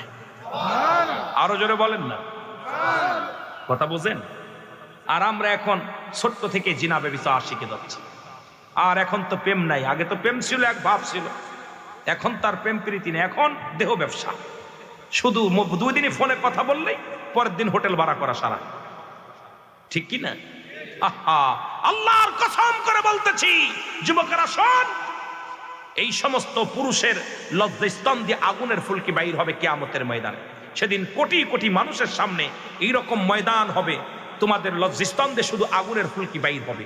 যে সমস্ত মেয়েরা স্বামী ব্যতীত অন্য পুরুষের সঙ্গে জিনা ব্যভিচারে লিপ্ত হবে, তাদের লজ্জাস্থান দিয়ে, তাদের কি হবে? লজ্জাস্থান দিয়ে আগুনের ফুলকি ঢুকানো হবে। আল্লাহু আকবার বলেন না? আর একটু জোরে বলেন আল্লাহু আকবার। এই শাস্তির বিধান, কোরআনের বিধান শোনেন আমার যুবক বন্ধুরা, শোন। একটা যুবক যদি আজকে হেদায়েত হোস, আমার জীবন সার্থক, ওয়াজিং জীবন সার্থক। আমার যুবক বাজানরা, প্রাণটা ভরে যাচ্ছে যুবকদের চেহারা দেখে। ভালো করে শুনে রাখ, যদি কোনো যুবক পৃথিবীর মধ্যে জিনা ব্যভিচার করে, তোরা যদি জিনা ব্যভিচার করি তোদের বিধান শোন। যদি কোনো যুবক তাদের শাস্তির বিধান হলো, যদি কোনো যুবক জিনা করে তাকে 100 ডোরা মারতে হবে, তবে এই বুড়া মানুষ না, জুয়ান মানুষ লাগবে। যে মানুষটা 2-4টা বাড়ি মারলে সে মারা যাবে, যুবক যুবতী দূরেই মারা যাবে। যদি মারা যায়, এই 100 ডোরা মারতে যে যদি মারা যায়, মারা গেলে বাকিটা তাকে কাফন পরাতে হবে, দাফন করাতে হবে, জানাজা পড়ায় কবরে দেওয়া, বাকিটা কবরের উপর মারতে হবে। কথা বুঝেছি? যুবকরা শুনেছেন আমার কথা? বাবা আমার যুবক মনে করিস না, 43-44 বছর চলতেছে, সুতরাং বয়স শেষ। দেখা যায় যুবক, আসলে আমি যুবক না। অনেকে আমার ছোটটা দাড়ি মাড়ি মোসমোস সব পাইকা গেছে, কিন্তু এখন আমার ভিতরে আপনাদের দোয়া আছে বিলে আমার মনে হয় যৌবন ফিরে পাচ্ছি একটা। কথাটা ভালো করে শুনে নেন। যুবকদের বিধান হলো, যুবক যুবতী যদি অবিবাহিত নারী, অবিবাহিত পুরুষ যদি জিনা করে, শাস্তির বিধান হলো তাদের একটু মা পাশে, সেটা হলো জানাজা পড়া যাবে, এবং জানাজা পড়া যাবে, কাফন পরানো যাবে, এবং তাদেরকে আপনার মাটি দেওয়া যাবে। এটা হলো শাস্তির বিধান। আর কোন বিবাহিত পুরুষ, বিবাহিত নারী যদি জিনা করে, অনেক ছেলেরা আছে স্বামী বিদেশে, স্ত্রী অন্য বেগানা পুরুষের সঙ্গে চলাফেরা করে, যেরকম আছে না? অনেক যুবক, অনেক ভাইয়েরা আছেন, স্ত্রী থাকতেও অন্য মহিলাতে আসক্ত হয়ে যায়, অন্য মহিলার কাছে যায়। জোরে বলেন ঠিক কিনা? কথা বলেন না কেন? কষ্ট হচ্ছে? ওয়াজ ছেড়ে দিব? কষ্ট হচ্ছে আপনাদের? কথা বুঝা কষ্ট হচ্ছে? সুনামগঞ্জের বাজানেরা, আমাদের প্রধান বক্তা ওয়াজ করছে, আমি কিন্তু আল্লাহর রাস্তায় কিচ্ছু বুঝি নাই। আপনাদের ভাষায় আপনারা কথা বলছেন, আমিও ইয়েস নো আর ভেরি গুড এটা ছাড়া কিছু বলতে পারি না। কথা বুঝেননি? Yes no very good. এখন আমার ভাষা আমি যেরকম বলতেছি, আপনারা কেমন বুঝতেছেন জানি না, তবে আমার এক মাগুরা জেলার ভাষা আর সুনামগঞ্জের ভাষা এক না। এই জন্য আপনাদের ভাষার সঙ্গে আমার ভাষা মিলবে না। তবে আমার বিশ্বাস যে আমি যে ভাষায় কথাগুলো বলতেছি সবই তো বইয়ের ভাষা, সবগুলো সাধু ভাষায় কথা বলতেছি। তো এটা আমার কথা ভাষা তো বুঝার কোনো কারণ নেই, ঠিক কিনা? আমার বাবারা, যেটা বলতেছিলাম, যদি বিবাহিত পুরুষ যদি জিনা করে, বিবাহিত নারী জিনা করে, শাস্তির বিধান হলো তাদের নাভি এই বুক পর্যন্ত মাটির তলে পুঁততে হবে, মাটির নিচেই পুঁততে হবে। এদের কোনো ক্ষমা নাই, এদের কোনো জরিমানা নাই, জেল নাই। এদের বিচার হলো এই পর্যন্ত পুঁততে হবে। এবার কঙ্কাল নিক্ষেপ করতে হবে, পাথর মারতে হবে, নাই লোহা পাথর, আপনার ওই ইট পাটকেল যা পাবেন এতে মারবেন। মারার পর যখন সে মারা যাবে, নিশ্চিত জানতে হবে মারা গেছে নাকি। সে নারী পুরুষ দুজনই। মারা যাওয়ার পর যখন দেখলেন যে সে মারা গেছে, তখন তাকে খুঁজে উঠাইতে হবে, মাটি থেকে খুঁজে উঠাইতে হবে। উঠাইয়া এটাকে কুকুর শেল দিয়ে খাওয়াই দিতে হবে। কোনো জিনাকারী পুরুষ, জিনাকারী নারীর জানাজা পড়া দূরত্ব নয়। জিনাকারী নারী, জিনাকারী পুরুষ, বিবাহিত নারী, বিবাহিত পুরুষ যদি জিনা করে, এদের জানাজা পড়া যাবে না, এদের কাফন পরানো যাবে না, এদের দাফন করা যাবে না। এদের বিধান হলো পৃথিবীর মধ্যে কুকুর শেল দিয়ে খাওয়াই দিতে হবে। এখন আপনারা যারা বিবাহিত পুরুষ জিনা করেছেন, আমি আপনাদের কাছে অনুরোধ করব, এখানে বসে খাস তওবা করবেন, রাত্রে বলে কানবেন আল্লাহর কাছে। আল্লাহ যদি মাফ করে তাহলে তো অনেক দয়া সাগর আমার আল্লাহ, আল্লাহর কাছে কানবেন, চোখের পানি ছেড়ে, আল্লাহ আমাকে মাফ করে দাও, আমি বুঝি নাই। আজকে রুহুল আমিন সাহেবের আলোচনা শোনা পর আল্লাহ, আমি ভুল পথে আর জীবনে পা রাখবো না। হে মুসলমান, আজকে এর একটা বিচার যদি সুনামগঞ্জের জমিনে হতো, আমার বিশ্বাস জিনা ব্যভিচার বন্ধ হয়ে যেত। যেটা বলেন ঠিক কিনা? জিনা ব্যভিচার বন্ধ হতো না। কিন্তু আমার বিচার তো করতে পারবো না, এদেশে তো ইসলামী শরিয়াতের বিধান নাই। তবুও এই বিধানকে যারা মাফ করে দিবে, জেল জরিমানা দেয়, আবার দেখা যায় ওই আমাদের ওই মুন্নি আছে না, যে আপনার বরিশালের বেলজ্জাতে বাবা মা, তারা আবার ওই মেয়ের জন্য আদালতে যায়। যে মেয়ে জিনাকারী, যে মেয়ে জিনা ব্যভিচার করে, তাদের আবার পক্ষ নিয়ে আব্বা মা চলে যায়। এরে আপনি তো আমানত, আল্লাহ তো আমানত রাখছে আপনাকে। আপনার বাপ ছেলে মেয়ে, কে আপনার ছেলে মেয়ে, সব তো আল্লাহ আমানত রাখছে। খেয়ানত করার অধিকার আপনার নাই। যে সন্তান নামাজ পড়ে না, যে সন্তান শরীয়তের বিধান মানে না, তাকে ত্যায্য করে দেন, না হয় কিয়ামতের ময়দানে জাহান্নাম একটা নয়, দুটি নয়, ওই উইদ্দাতিল কাফিরিন, কাফের বেঈমান মুনাফিকদের জন্য প্রস্তুতি করা আছে 7টা জাহান্নাম। একটা থুই একটাই দিবে, একটা থুই একটাই দিবে, বাঁচার মতো কোনো পথ থাকবে না। জোরে বলেন ঠিক কিনা? ছেলে মেয়ে জন্মায়া সেই ছেলের জন্য আদালতে যান। যে ছেলে জিনা করে তাকে পরিচয় দিবেন না, সঙ্গে সঙ্গে ত্যায্য করে দিবেন।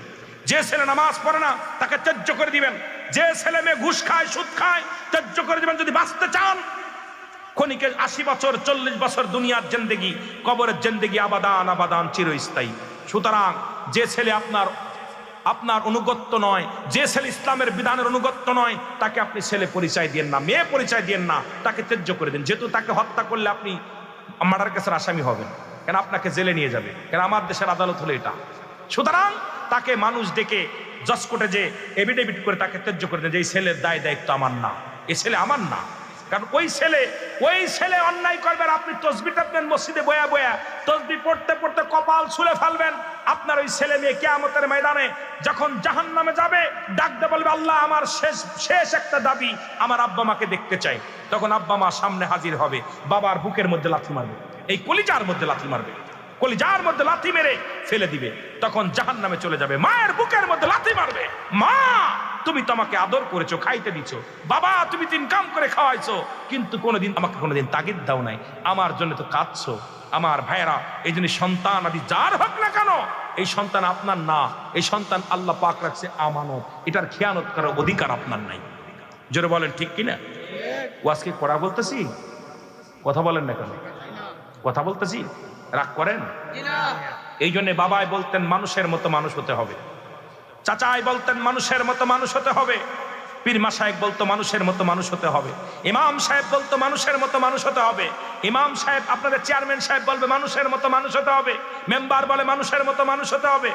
আগে বুঝতাম না যে মানুষের মতো মানুষ হতে হবে হাকিকতটা কি, এটা বুঝতাম না। এখন বুঝি যে পিএইচডি করে বাংলাদেশে, অনেক বিদেশ থেকে পিএইচডি করে ডাক্তার হইয়া যাদের হাতে রুগী মারা যায় টাকার অভাবে, অপারেশন করে না যারা টাকার জন্য, এই সমস্ত ডাক্তারগুলো মানুষ না, এরা অমানুষ। জোরে বলেন ঠিক কিনা? আরো জোরে চিল্লায় বলেন ঠিক কিনা? এরা কি মানুষ না মানুষ? অনেক ডিগ্রি নিয়ে বড় বড় MBBS পাস করে, ডিগ্রি নিয়ে মাস্টার্স কমপ্লিট করে, PhD করে আপনি বিশেষ ক্যাডার হয়ে বড় বড় আপনার কি হয়েছে অফিস আদালতে বইছে, যাদের কলম ঘুষ থাকা কলম চলে না, যাদের ঘুষের টাকা ছাড়া কলম চলে না, এই সমস্ত অফিসারগুলো মানুষ না অমানুষ? এরা জানোয়ারের চাইতেও খারাপ। জোরে বলেন ঠিক কিনা? আর একটু জোরে বলেন ঠিক কিনা? মানুষ হয়ে যারা সুদ খায় ঘুষ খায় এরা কি মানুষ না মানুষ? জোরে বলেন। মানুষে সুদ খাওয়া আর মায়ের সঙ্গে জিনা করা সমান। সুদখোর মার সঙ্গে জিনাখোর। এখন ওই জিনাখোর ও তো কখনো মানুষ হতে পারে না, এটা অমানুষ। জোরে বলেন ঠিক কিনা? যে সমস্ত শিক্ষক, তার এই যে আমাদের কিছুদিন আগে আপনাদের এলাকায় এক স্কুলে 500 কয়জন ছাত্র জীবন নষ্ট করেছে, পাশ করায় দেওয়ার নাম নিয়ে এক একজনের কাছে 10,000 20,000 করে টাকা নিচ্ছে ইন্টার পাস করানোর জন্য। দেখা যায় সব করা ফেল। দেখেছে কি কাগজ আর একটা রোল নাম্বার আর একটা ধরায় দিছে। এই সমস্ত শিক্ষক যারা ছাত্র জীবন নিয়ে খেলা করে, যে সমস্ত ছাত্রর কারিগর হলো, বানানোর কারিগর হলো শিক্ষক, সেই শিক্ষক প্রাইভেট পড়ানোর চিন্তায় সে টাকার কাছে বিক্রি হয়ে যায়। যে সন্তান মানুষ করে সেই সমস্ত শিক্ষা মানুষ। জোরে বলেন ঠিক কিনা? যে সমস্ত সন্তান বাবা মা বুড়া কালে, যে সমস্ত বাবা মা সন্তানের কাছে বাবা মায়ের ভাত হয় না, বাপ মায়ের খাবার হয় না, বাপ মায়ের থাকার জায়গা হয় না, সেই সমস্ত সন্তান কি মানুষ না মানুষ? জোরে বলেন মানুষ কি অমানুষ? আমি আপনাদের কাছে জানতে চাই, ঘুষ খাওয়া কি হারাম না হালাল? জোরে বলেন ঘুষ খাওয়া হালাল কি হারাম? সুদ খাওয়া হারাম কি হালাল? শুয়োরের গোশত খাওয়া হারাম কি হালাল? জোরে বলেন হারাম কি হালাল? আওয়াজ কিন্তু জোর নাই, ইমানই জোর। আমিরুল আমিন সিদ্দিকী মাগুরা থেকে এসেছি, এখন বিদায় করে দিবেন, চলে যাব। ভয় নাই, মরণ হবে আমার একদিন।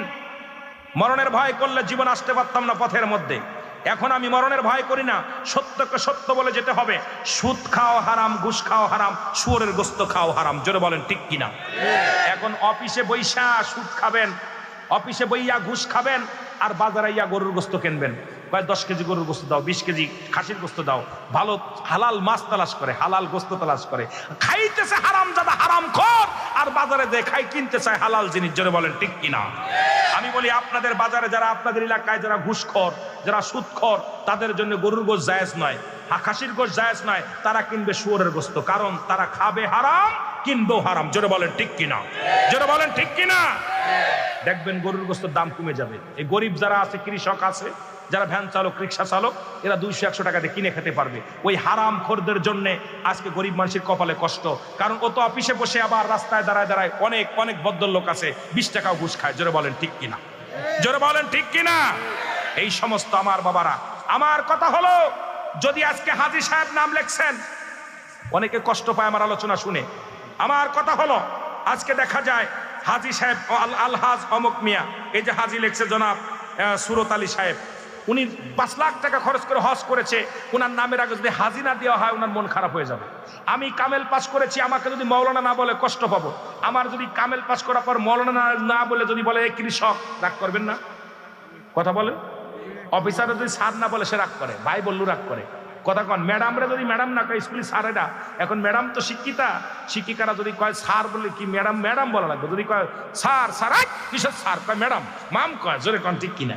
আমার বাবারা, হাজী সাহেবের যদি হাজী না বললে হয়, তাহলে আপনার দেশে যারা সুদখোর, গ্রামে যারা সুদখোর আছে, আগামী কাল থেকে বলবেন সুদখোর সুরত আলী, ঘুষখোর সুরত আলী, জিনাখোর সুরত আলী, সব যে নাম আছে, যেটা যা করে তার উপাধি দিয়ে আগামী কাল থেকে ডাকা শুরু করবেন। তার নামের আগে দিবেন অমক সুদখোর, ঘুষখোর, জিনাখোর, নামের আগে টাইটেলটা দেওয়া লাগবে। জোরে বলেন ঠিক কিনা? কথা বোঝেন? সুদখোরের নামের আগে সুদখোর দিবেন, ঘুষখোরের নামের আগে ঘুষখোর দিবেন, জিনাখোরের নামের আগে জিনাখোর দিবেন। কারণ তুমি খাবা জিনা করবা, সুদ খাবা আর ঘুষ খাবা, আর নাম টাইটেল দিবা ভালো ভদ্রলোকের টাইটেল, এটা চলবে না। জোরে বলেন ঠিক কিনা? আরো জোরে বলেন ঠিক কিনা? সুতরাং আপনাদেরকে বলতেছি, আপনাদের গ্রামে কারা সুদ খায় ঘুষ খায় সকলে জানি। আল্লাহর কসম, সুদখোর মায়ের সঙ্গে জিনাখোর। আমার দেশে এখন অধিকাংশ সুদখোর আর ঘুষখোর বাদ দিলে অনেক কষ্ট।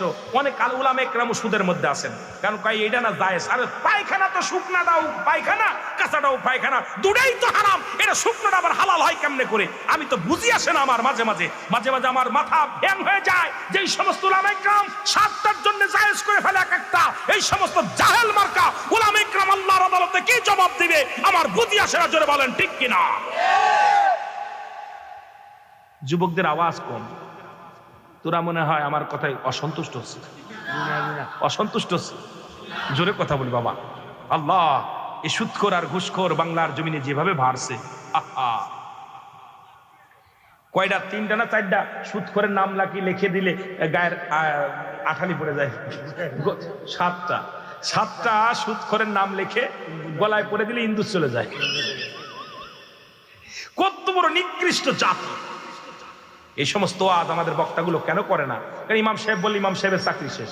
কালকে যখন ইমাম সাহেব ওয়াজ করে, কালকে বলে ইমাম সাহেব আপনার আর দরকার নাই, আপনার ইমাম সাহেব আমরা অপরাধ কি? কয় দরকার নাই রে ভাই। ইমাম সাহেব চুপ করে থাকে কেন? পেটের দায়, বেচারা 5-7 হাজার টাকা বেতন পায়, 10 হাজার টাকা বেতন পায়, কি করে বলবে? এই জন্যই চাকরির ভয় করো যদি, ছেড়ে দাও ওই না গদি। জোরে বলেন ঠিক কিনা? কি হবে বিবেকটাকে ধোকা দিয়ে?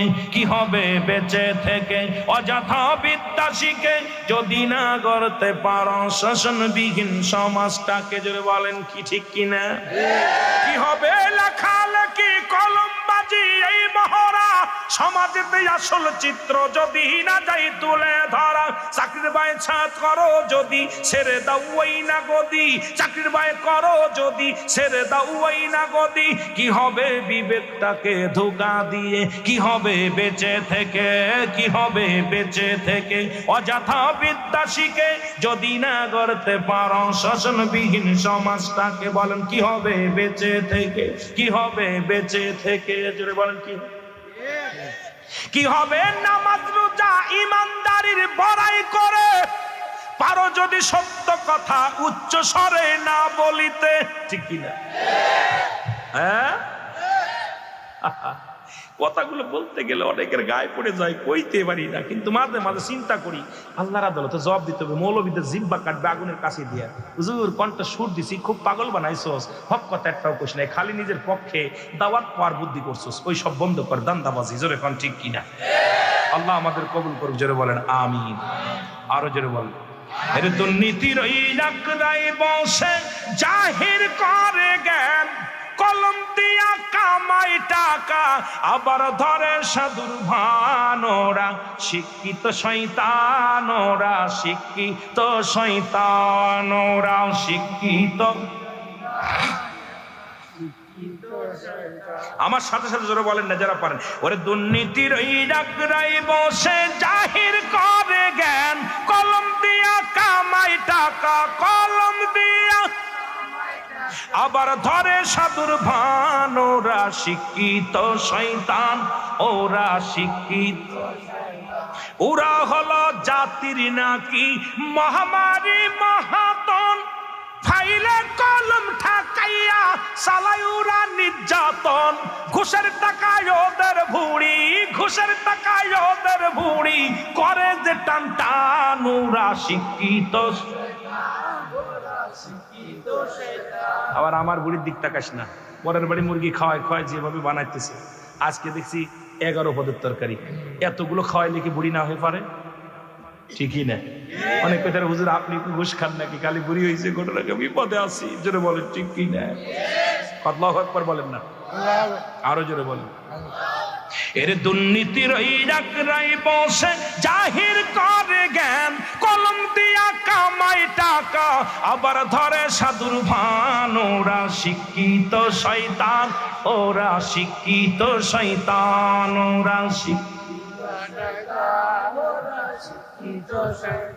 ওরা হলো জাতির নাকি মহামারী মহাতন, ফাইলে কলম ঠাকাইয়া চালায় ওরা নির্যাতন। ঘুষের টাকায় ওদের ভুড়ি, ঘুষের টাকায় ওদের ভুড়ি করে যে টান টান। ওরা শিক্ষিত শয়তান, ওরা শিক্ষিত শয়তান, ওরা যুবকেরা জোরে, ওরা শিক্ষিত শয়তান। ওরা আবার স্কুল কলেজের দিকটা ভাই দেখো না চোখ মেলিয়া, মেয়েরা সব পয়সাড়িয়া আছে শুধু প্রেম লইয়া। ঠিক না? আর স্কুল কলেজের দিকটাও ভাই দেখো না চোখ মেলিয়া, ছেলেরা সব পয়সাড়িয়া আছে শুধু প্রেম লইয়া। অস্ত্র যে তার সঙ্গের সাথী, অস্ত্র যে তার সঙ্গের সাথী হইতেছে মস্তান, ওরা শিক্ষিত শয়তান, ওরা শিক্ষিত শয়তান, ওরা। আরে শ্বশুর বাড়িটা বানাইছি কুষ্টিয়া বিশ্ববিদ্যালয়ের পাশে, মাঝে মাঝে দেখি এত বড় একটা অস্ত্র হাতের মধ্যে, পিস্তল হাতের মধ্যে, ছাত্র না পুলিশ এটাই চিনা যায় না। কথা বুঝেননি? স্কুলে ছেলেদেরকে লেখাপড়া করার জন্য কলেজে দিছি, তাদের হাতে এখন বই খাতা নাই, তাদের হাতে আছে কোন অস্ত্র। জোরে বলেন ঠিক কিনা? আহা, এটার নাম শিক্ষা নয়। আজকে জাতিটাকে শেষ করে দেওয়া হচ্ছে, গার্জিয়ান করা নয়। এই জন্য যে সমস্ত মন্ত্রী এমপি আছে কিয়ামতের ময়দান আদালত, আল্লাহর আদালতে জবাব দিতে পারবেন না, কারণ শিক্ষাঙ্গনে অস্ত্র উঠেছে, শিক্ষাঙ্গনে বোমা, শিক্ষাঙ্গনে পিস্তল, এগুলো ঠেকাইতে হবে। যারা বলেন ঠিক কিনা?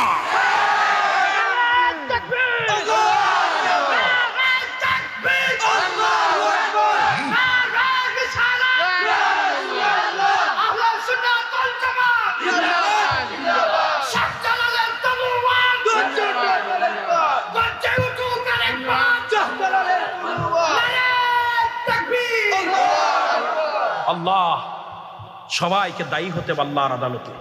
আমি বিশ্ববিদ্যালয় আশ্চর্য হয়ে যাই, আর এখন খালি যোগ দেখবেন, আর যোগ বি, বি যোগ সি, যোগের ভিতর পাইলো কি দেখবেন মসজিদের বারান্দাও লেখা থাকে বি যোগ বি। একজনের জিজ্ঞেস কিরের মানে কি? কয় বিতে বাবু, বিতে বিচি। আরে কিরে, আমি কি এটার ভিতরে কি কয়? হুজুর বোঝেন না, ওর পড়ানোর মধ্যে ও ঢুকে গেছে।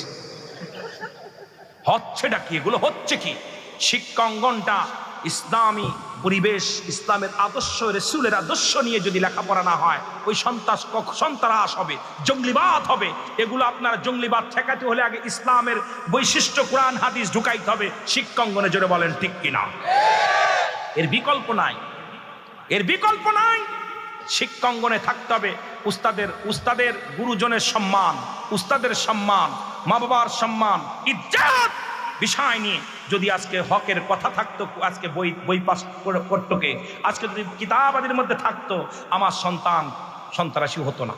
যে মানুষ হত্যা মহাপাপ, মানুষকে কষ্ট দেওয়া যাবে না, এই বিধানগুলো লেখা নাই। সবচেয়ে বড় কষ্ট যে প্রতিটা স্কুল কলেজে আজকে সন্তানের বিছনার তলে থাকে বোমা, সন্তানের বিছনার তলে পিস্তল, বড় বড় রাইফেল, বড় বড় আমদা, বড় বড় অস্ত্র। বড় লজ্জাজনক। আমরাও তো লেখাপড়া করেছি, আমরা তো বই খাতা নিয়েই টানতে পারি নাই। আমাদের ব্যাগের ভিতর থাকছে বই, আর এদের ব্যাগের ভিতর থাকে পিস্তল। আমরা দেখেছি কলম, আমাদের হাতে ছিল কলম, ওদের হাতে থাকে আপনার তরবারি। দুঃখজনক। আজকে জাতিকে বাঁচাতে হলে আপনাদেরকে আবার শাহজালালের ওই যে শাহজালালের হাতিয়ার গজরে উঠতে হবে। আর একবার শাহজালালের মতো আবার গর্জন মারতে হবে।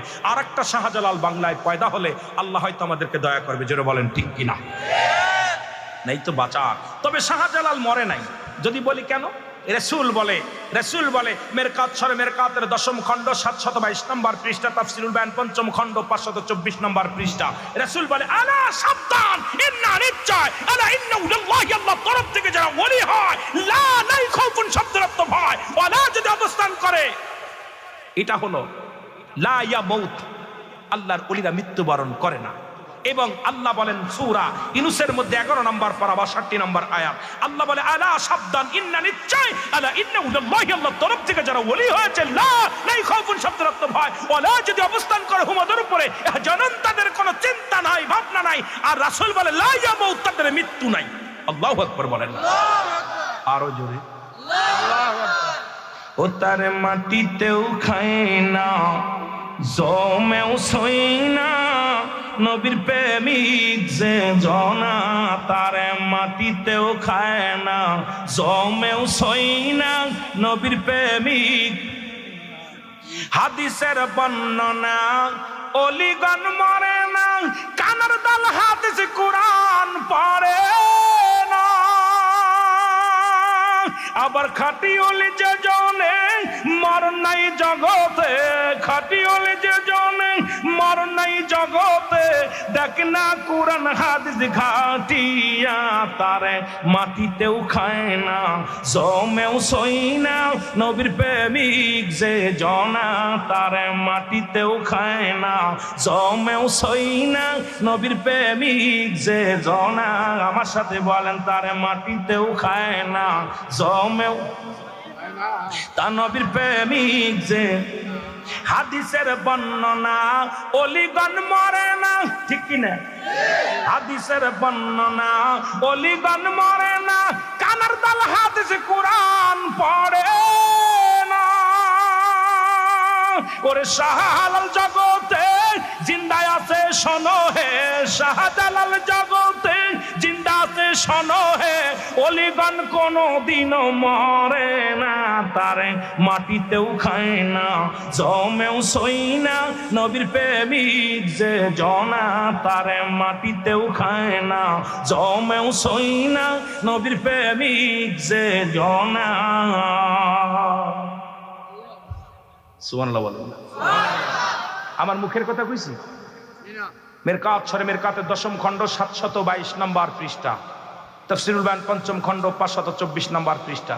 রাসূল উলামা ইকরাম বুঝবো, আপনারা বুঝবেন না। রাসূল কা আলা সাবধান, ইন্না নিশ্চয়, আলা ইন্না উল্লাহি, আল্লাহর তরফ থেকে যারা ওলি হয়, লা ইয়ামুত, তাদের মৃত্যু। এই ঘোষণা কার? আমার আল্লাহর রাসূলের। কার ঘোষণা? জোরে বলেন না কার? আমার নবীজির ঘোষণা। সুতরাং শাহজালাল 360 জন আউলিয়া নিয়ে এসেছিল। ফুলতলি মাসলাদের আলা উনি ঘুমায়েও গেছেন, এইরকম খালি পর্দার আড়াল হয়ে গেছে, এরা জিন্দা। এই জন্যই তো করোনা ভাইরাস পালাইছে, না হলে সব করে সাইজ করে ছাড়তো। যেভাবে পাপ করেছেন এগুলো সাইজ করে ছাড়তে পারে। জোরে বলেন ঠিক কিনা? আল্লাহর মাহবুব বান্দা, সিলেটের জমিন ধন্য, অসংখ্য আল্লাহর ওলিরা আছে। আপনারা কুরবানি বন্ধ ছিল, নামাজ বন্ধ ছিল, আল্লাহর ওলির খাতিরে আজকে কুরবানি করা শুরু করছেন, নামাজ পড়া শুরু, টুপি মাথায় দেওয়া শুরু করছেন। টুপিওয়ালা দাড়িওয়ালা দেখলেই তার বোমা মারা হতো, দাড়িওয়ালা টুপিওয়ালা দেখলেই তাকে জবাই করা হতো। এই ছিল সিলেটের অঞ্চলের অবস্থা। কিন্তু আল্লাহর ওলি শাহজালাল ইয়ামানি যখন আসলেন, গোরগোবিন্দ বললেন একটা দাড়িওয়ালা টুপিওয়ালা ঢুকতে দেওয়া যাবে না, সবগুলো ঠেকাও, সবগুলো ঠেকাও। নদী পথ বন্ধ, যানপথ সব বন্ধ করে দিলেন, রাস্তাঘাট সব বন্ধ। শাহজালাল ইয়ামানি 360 জন আউলিয়া নিয়ে চলে আসলেন। কোথায় বাবা? কথা হুজুর হট করে বলছে ওই নারায় রিসালাত বইলা শাহজালাল ইয়ামানি বলছে উনি আমার প্রাণটা কেটে গেছে, কারণ শাহজালালের জমিনে আসছি। এই তাকবীর যখন দিয়েছিল শাহজালাল, নারায় তাকবীর, আল্লাহু আকবার, নারায় রিসালাত, এই শাহজালালের প্রাসাদ ভেঙে পড়ে গেছে, ঠিক কিনা? এই সেই তাকবীর দরকার আছে কিনা? শাহজালাল ইয়ামানি আইব 360 জন আউলিয়া নিয়ে সুরমা নদীর কিনারায় আসছে। কিসের কিনারায়? সুরমা নদীর কিনারায়। শাহজালাল বাড়ির থেকে আসার সময় 3টা রুটি দিয়েছিল তার বাড়িওয়ালা বানাইয়া। 3টা রুটি হাতে করে আনছে, 3টা রুটি, একটা রুটি তার উজিরের ব্যাগের ভিতর দিয়েছে, চামড়ার ব্যাগের মধ্যে দিয়া থুয়ে দিছে একটু হালুয়া, জবের হালুয়া, এইটা রেখা দিছে, আর বাকি 2টা রুটি পথের মধ্যে খেয়ে ফেলছে। এখন বাকি তো আস্তে আস্তে সুরমা নদীর কিনারে আসতে ক্ষুধা লাগে গেছে সবাই। 360 জন আউলিয়ার ক্ষুধা লেগে গেছে। সিলেটের মানুষ শোন বাবা, তোদের কওয়াজ করে যাই, কারণ এই জীবনী একটু পড়বি, শাহজালালের জীবনী পড়বি, শাহপুরানের জীবনী পড়বি, আল্লাহর ওলিদের জীবনী পড়বি, কাজে লাগবে। আমার বাবারা, পানি নাই, পানি সবাই বসে আছেন। ওই সময় যেখানে বসেছিলেন শাহজালাল ইয়ামানি, ওই জায়গা ছিল বিশাল কাশের বন, ওখানে ছিল বিশাল বড় বড় বাঘ, ভাল্লুক, বিশাল ভয়ঙ্কর প্রাণী ওই জমিনের মধ্যে। তখন সবাই হা হা করে তাকাইতেছে, সবাই শাহজালালের মুখের দিকে তাকায় মাথা নত করে ফেলেছে। শাহজালাল বলে তোমরা বসো এখানে। তখন ব্যানার জার কাইটা ওই কাশে জং কাটিয়া সবাই বসলেন। বসার পর সবাই বলতে আমরা হাঁটতে পারছি না, সারাদিন উদাহরণে হারে আছি, একটা দিন একটা রাত পার হয়ে গেছে, হুজুর আমাদের তো খাবার পানি নাই, খাবারের ব্যবস্থাও নাই, খাবার সংকট। আল্লাহ বললেন তোমরা বসো, তোমাদেরকে আমি প্রাণ ভরে খাওয়াবো। সুবহানাল্লাহ বলেন না? ইতিহাস একটু কয়ে যাই, শেষ বেলা তো আর অল্প আলোচনা করবে, যিনি শেষ করে দিব। আমার বাবারা, তোমরা বসো। বসলেন। বসার পর উনার উজিরকে ডাক দিয়ে বললেন, উনার যিনি পার্সোনাল ছিলেন ডাক দিয়ে বললেন তোমার কাছে একটা রুটি আছে? কয় জি হুজুর। হালুয়া আছে? কয় আছে। আজকে আমি প্রাণ ভরে সবাই রে খাওয়াবো। সুবহানাল্লাহ বলেন না? এখান থেকে এক গড়ে করে পানি খাবে, এই সুরমা নদীর পানি একটা করে পানি খাবে, এইরকম পানি খাবে, এইরকম হাতটা দিয়ে এবার ফেলা দিয়ে পানিটা খাবে। পানিটা আজ পর্যন্ত সব জায়গার পানি নষ্ট হয়ে গেছে, সুরমা নদীর পানি টকটক করে। সুরমা নদীর পানির গুলো এখনো মনে হয় একদম নিজাল পানি, দেখলে প্রাণ জুড়ায় যায়। জোরে কোন ঠিক কিনা? মৌলানারা শোন বাবা, হাকিকত শোন।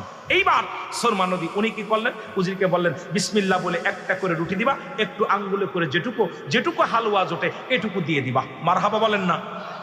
উনি বলেন হুজুর রুটি তো একটা, কয়জনকে দিব? কয় সবাইরে দিবা। কয়জনকে দিব?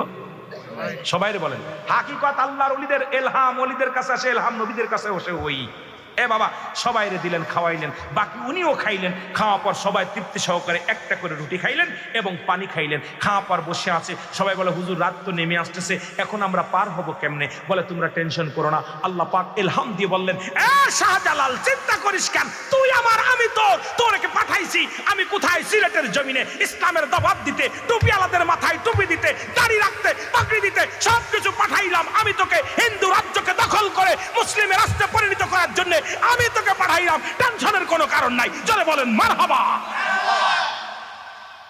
শাহজালাল 2 রাকাত নফল নামাজ পড়ে যাই নামাজটা পানির ভিতরে এভাবে ছেড়ে দিলেন। ছেড়ে দিয়ে সবাই বলে যাই নামাজ তো ভেসে আছে পানির উপরে। অন্য সফর সঙ্গীরা সবাই চিন্তা করে হুজুর কি পাগল হইল না? হুজুর কি করে? হুজুর কি তা করেন? আসো তোমাদেরকে আমি যাই নামাজে পারবো। শাহজালাল দাঁড়াইলেন মাঝখানে, আরো 4 জন চারপাশে, এক যাই নামাজে 5 জন করে পার হয়ে গেলেন। পার হতে হতে 360 জন আউলিয়া পার হয়ে গেলেন। যাই নামাজ ডুবে নাই। পৃথিবীর বড় বড় বোট ডুবে যায়, বড় বড় টাইটানিক ডুবে গেছে। পৃথিবীর বুকে টাইটানিক যে জাহাজ বানানোর পর যিনি অহংকার করেছিল পৃথিবীর এক খণ্ড ফুলছলা তলায় যেতে পারে, আমার টাইটানিক জাহাজ তলাবে না, আল্লাহ সেটারও শেষ করে দিচ্ছে। কিন্তু আল্লাহর ওলির যাই নামাজ 360 জন আউলিয়া পার করেছিল, যাই নামাজ ডুবে নাই। এই ক্ষমতা কে দিচ্ছে? যারা বলো কে দিচ্ছে? পৃথিবীর বড় জাহাজ ডুবে গেছে, বড় লঞ্চ ডুবে গেছে, বড় বড় বোট ডুবে গেছে। আপনারা দেখছেন গত বছরও মা ঘাটে বোট আপনার লঞ্চ ডুবে প্রায় 300-র উপরে যাত্রী মারা গেল। এ মুসলমান শুনে নেন, কিন্তু শাহজালাল ছোট্ট একটা জায় নামাজে ভর করে 360 জন নিয়ে আসলেন। আসা পর উনি আজান দিলেন। প্রথম আজানের ধ্বনিতে পুরো সিলেট শহর থরথর করে কাঁপতে লাগলেন। এরপরে উনি তাকবীর দিলেন। তাকবীর দেওয়ার পর ওই শাহজালালের তাকবীর শুনে অত্র সিলেট জমিনের সমস্ত দালান কোঠাগুলো, বেধর্মীদের দালান কোঠাগুলো থরথর করে কাঁপা শুরু করেছে। উনি যখন নারায়ে রিসালাত বলেছে, সঙ্গে সঙ্গে সবকিছু দলিসাৎ হয়ে গেছে। সেখানে আজকে বাংলার জমিনে শাহজালাল ইয়ামিনী আসার কারণে এই সিলেটের জমিনে অসংখ্য আল্লাহর ভক্ত, আল্লাহর নবী প্রেমিক, রাসূল প্রেমিক অসংখ্য মুসলমান পয়দা হয়েছে। জোরে বলেন ঠিক কিনা?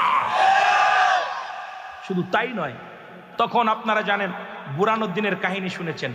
বুরহানুদ্দিন যিনি আপনার ওই গরু জবাইয়ের কাহিনী শুনেন নাই? কথা কয় না কেন? এ ভাই, উনি গরু জবাই আকিকা করলেন, ওনার সন্তানের আকিকা করলেন। আকিকা করার পর উনার ভয়ে, ওই শয়তানদার ভয়ে আকিকার যে অবশিষ্ট মাথা টাতা চামড়া টামড়া এগুলো ঢেকে রাখলেন। কাক আইসাইডা ঠুকাঠুকি করে উঠাইলেন, উঠাই একটা কান নিয়ে বা একটা শিং নিয়ে ফেলাইলেন। উনি ক্ষিপ্ত হয়ে গেলেন, কি ব্যাপার, আমার রাজ্যে গরু জবাই করছে কে? তখন তার মাসুম বাচ্চা কলিজার টুকরা সন্তানকে টেনে হাত মায়ের কোল থেকে তুলে নিয়ে আসলেন। মায়ের কোল থেকে এনে সমস্ত মানুষের সামনে তাকে তরবারি দিয়ে হত্যা করা হলো। কারণ ওই গরু হত্যার কারণে সন্তান হত্যা করে দিয়েছিল। এ মুসলমান শোনো, আর সেই রাজ্যে এখন বাংলাদেশের মনে হয় এত পরিমাণ গরু জবাই কুরবানির সময় অসংখ্য। কারণ সিলেট তো এখন বাংলাদেশে আমরা বলি লন্ডন, দ্বিতীয় লন্ডন বলি না, সবাই তো 3-4টা করে গরু জবাই করে। তাহলে সেই অলির যদি স্মরণ না করি, এর মতো অপদার্থ, এর মতো নাফরমান বান্দা আর কেউ নাই। জোরে বলেন ঠিক কিনা? এই জন্য সিলেটের জমিনে যারা থাকেন হুঁশিয়ার, আপনি যে দল করেন করেন, কিন্তু আল্লাহর ওলিদের বিরোধিতা করবেন না। তাকবীরে পোকা আজ হোক লাগবে, কাল হোক লাগবে, লাগবেই লাগবে। এই জন্য শাহজালালের তরোয়ার গজ্জট আর আকবার কথাটা যখন বলছে আমাদেরকে জাগতে হবে। আর আমি মাঝে মাঝে একটা সঙ্গীত বলি, ছুটে যাই শাহজালালের নির্ভীক সৈনিকেরা, কতল কর সালা সিরুই মুর্দা গুরদা খানা। শাহজালালের পাক ভূমিতে যারাই আসলো ভাগ বসাতে, শাহজালালের পাক ভূমিতে যারাই আসলো ভাগ বসাতে, আবর্জনা কতল করে সুন্নিয়াতের ফসল ফলা। ছুটে যাই শাহজালালের নির্ভীক সৈনিকেরা, ছুটে যাই শাহজালালের নির্ভীক সৈনিকেরা, কতল কর গোবিন্দরই মরা মুর্দা খানা। জোরে বলেন ঠিক কিনা? আবার উঠতে হবে। সুন্নিয়াতের ফসল যদি ফলাতে হয়, আল্লাহর ওলিদেরকে ভালোবাসতে হবে। জোরে বলেন ঠিক কিনা? আর একটু জোরে বলেন ঠিক কিনা? সময় আর দেবো না বাবা, আমিও মাগুরাতে যাব। আয় হায়, 12টা বেজে গেছে, মোনাজাত দিতে দিতে সময় লাগবে। আমি আপনাদেরকে আজকে ওই কবরের কথা বলতেছিলাম। মরণ হলো 1 নাম্বার ব্যাধি, 2 নাম্বার বিপদ হলো কবর, 3 নাম্বার বিপদ হলো কিয়ামতের ময়দান। কেউ থাকবে না সেদিন, সব কিছুদিন চূর্ণ বিচ্ছিন্ন হয়ে যাবে। অবশিষ্ট থাকবে 4 জন ফেরেশতা, মিকাইল, ইসরাফিল, আজরাইল, জিব্রাইল, আর হলো আমার মওলা। কে থাকবে? কথা কয় না কেন? 4 জন। আল্লাহ বলবে, আজরাইল রে, সব কি শেষ হয়েছে? কয় হ, সব শেষ করে দিয়েছে। এখন কে কে আছে? কয় আপনি আছেন আর আমরা 4 জন। কয় ওইটারে শেষ কর। কোনটা? আমার জিব্রাইলের প্রয়োজন নাই, ওরে শেষ কর। জিব্রাইল শেষ। আল্লাহ কয়জন আছে? কয়জন আছে রে? কয় 3 জন। কয় ওইটার আর দরকার নাই, ইসরাইলটা মিকাইলও শেষ কর, ওরার পানির দায়িত্ব ছিল, ওরাও শেষ কর। আর বাকি আছে কয়জন? কয় আসি 2 জন আর আপনি। কয় এইবার তোর একটা কাজ করি, ওই শেষ কর কারে? ইসরাফিলটা, যিনি সিংহা নিয়ে বসে আছে, ওরা শেষ করতে হবে, সিংহার যেন পড়ে না। ওইটা কিন্তু পরে পড়বে, ওইটা ওর পায়ের করে ধরে রাখবো, জান্ডার রুহুটা বাইর করে নিয়ে আসবি, হাত থেকে অনাসে সিংহাটা নিয়ে পায়ের করে লাগাই দিবি, আর ওটা শেষ করবি। শেষ হয়ে গেছে। এবার আল্লাহ কয় কয়জন আছে? কয় আল্লাহ এখন আমি তো আর আপনি। কথা বুঝছেন নি রে বা? বাসার পথ নাই রে। কেডা আছে? কয় আপনি আর আমি। কয় তাহলে আর দেরি করছো কেন? আল্লাহু আকবার বলেন না। আল্লাহ কিতা করবো? কয় তোমারটা দাও, তোমারটা বের করো। আল্লাহ কয় তোমারটা দাও। আজরাইল আমি কয় হ্যাঁ তোমারটা বের করো। তো তোমার নিজ হাতে তোমার রুহটা দাও। আজরাইল সাল্লাম কবে আল্লাহ কেমনে দেবো? কয় তোর গলার মধ্যে হাত ঢুকা। তখন গালের মধ্যে হাত ঢুকাই দিবে, রুহটা বাতাসটা ধরবে, ধরার পরে এত যন্ত্রণা পাবে, আজরাইল একটা চিৎকার মারবে, আল্লাহ গো কত মানুষের আমি জীবন নিয়েছি, মরার সময় জিহ্বা বাইর হয়ে গেছে, পায়খানা করে দিছে, প্রস্রাব করে দিছে, আমার দিলে মায়া হয়নি। আল্লাহ এত কষ্ট দিছি, অঙ্গ প্রত্যঙ্গগুলো শুকায় যায়। আল্লাহ বলবে আজরাইল টান দাও, তাড়াতাড়ি টান দাও। তখন রুহুটা টান দে জোরে। আল্লাহ এত যন্ত্রণা যদি আগে জানতাম, আমি আজরাইল জীবনে মানুষের মৃত্যু যন্ত্রণা, আমি এই মৃত্যুর দায়িত্ব নিতাম না। এত কষ্ট মানুষের জান নিয়া আমার রুহটা আমি নিজে নিতে যে আজরাইল চিৎকার মেরে কান্না। আল্লাহ আমাকে কি মাফ করা যায় না? কোনো মাফ নাই, শেষ করো। সব কিছু যেদিন শেষ হয়ে যাবে আমার মুসলমান বাবারা, সেদিন থাকবে আমার আল্লাহ। কে থাকবে?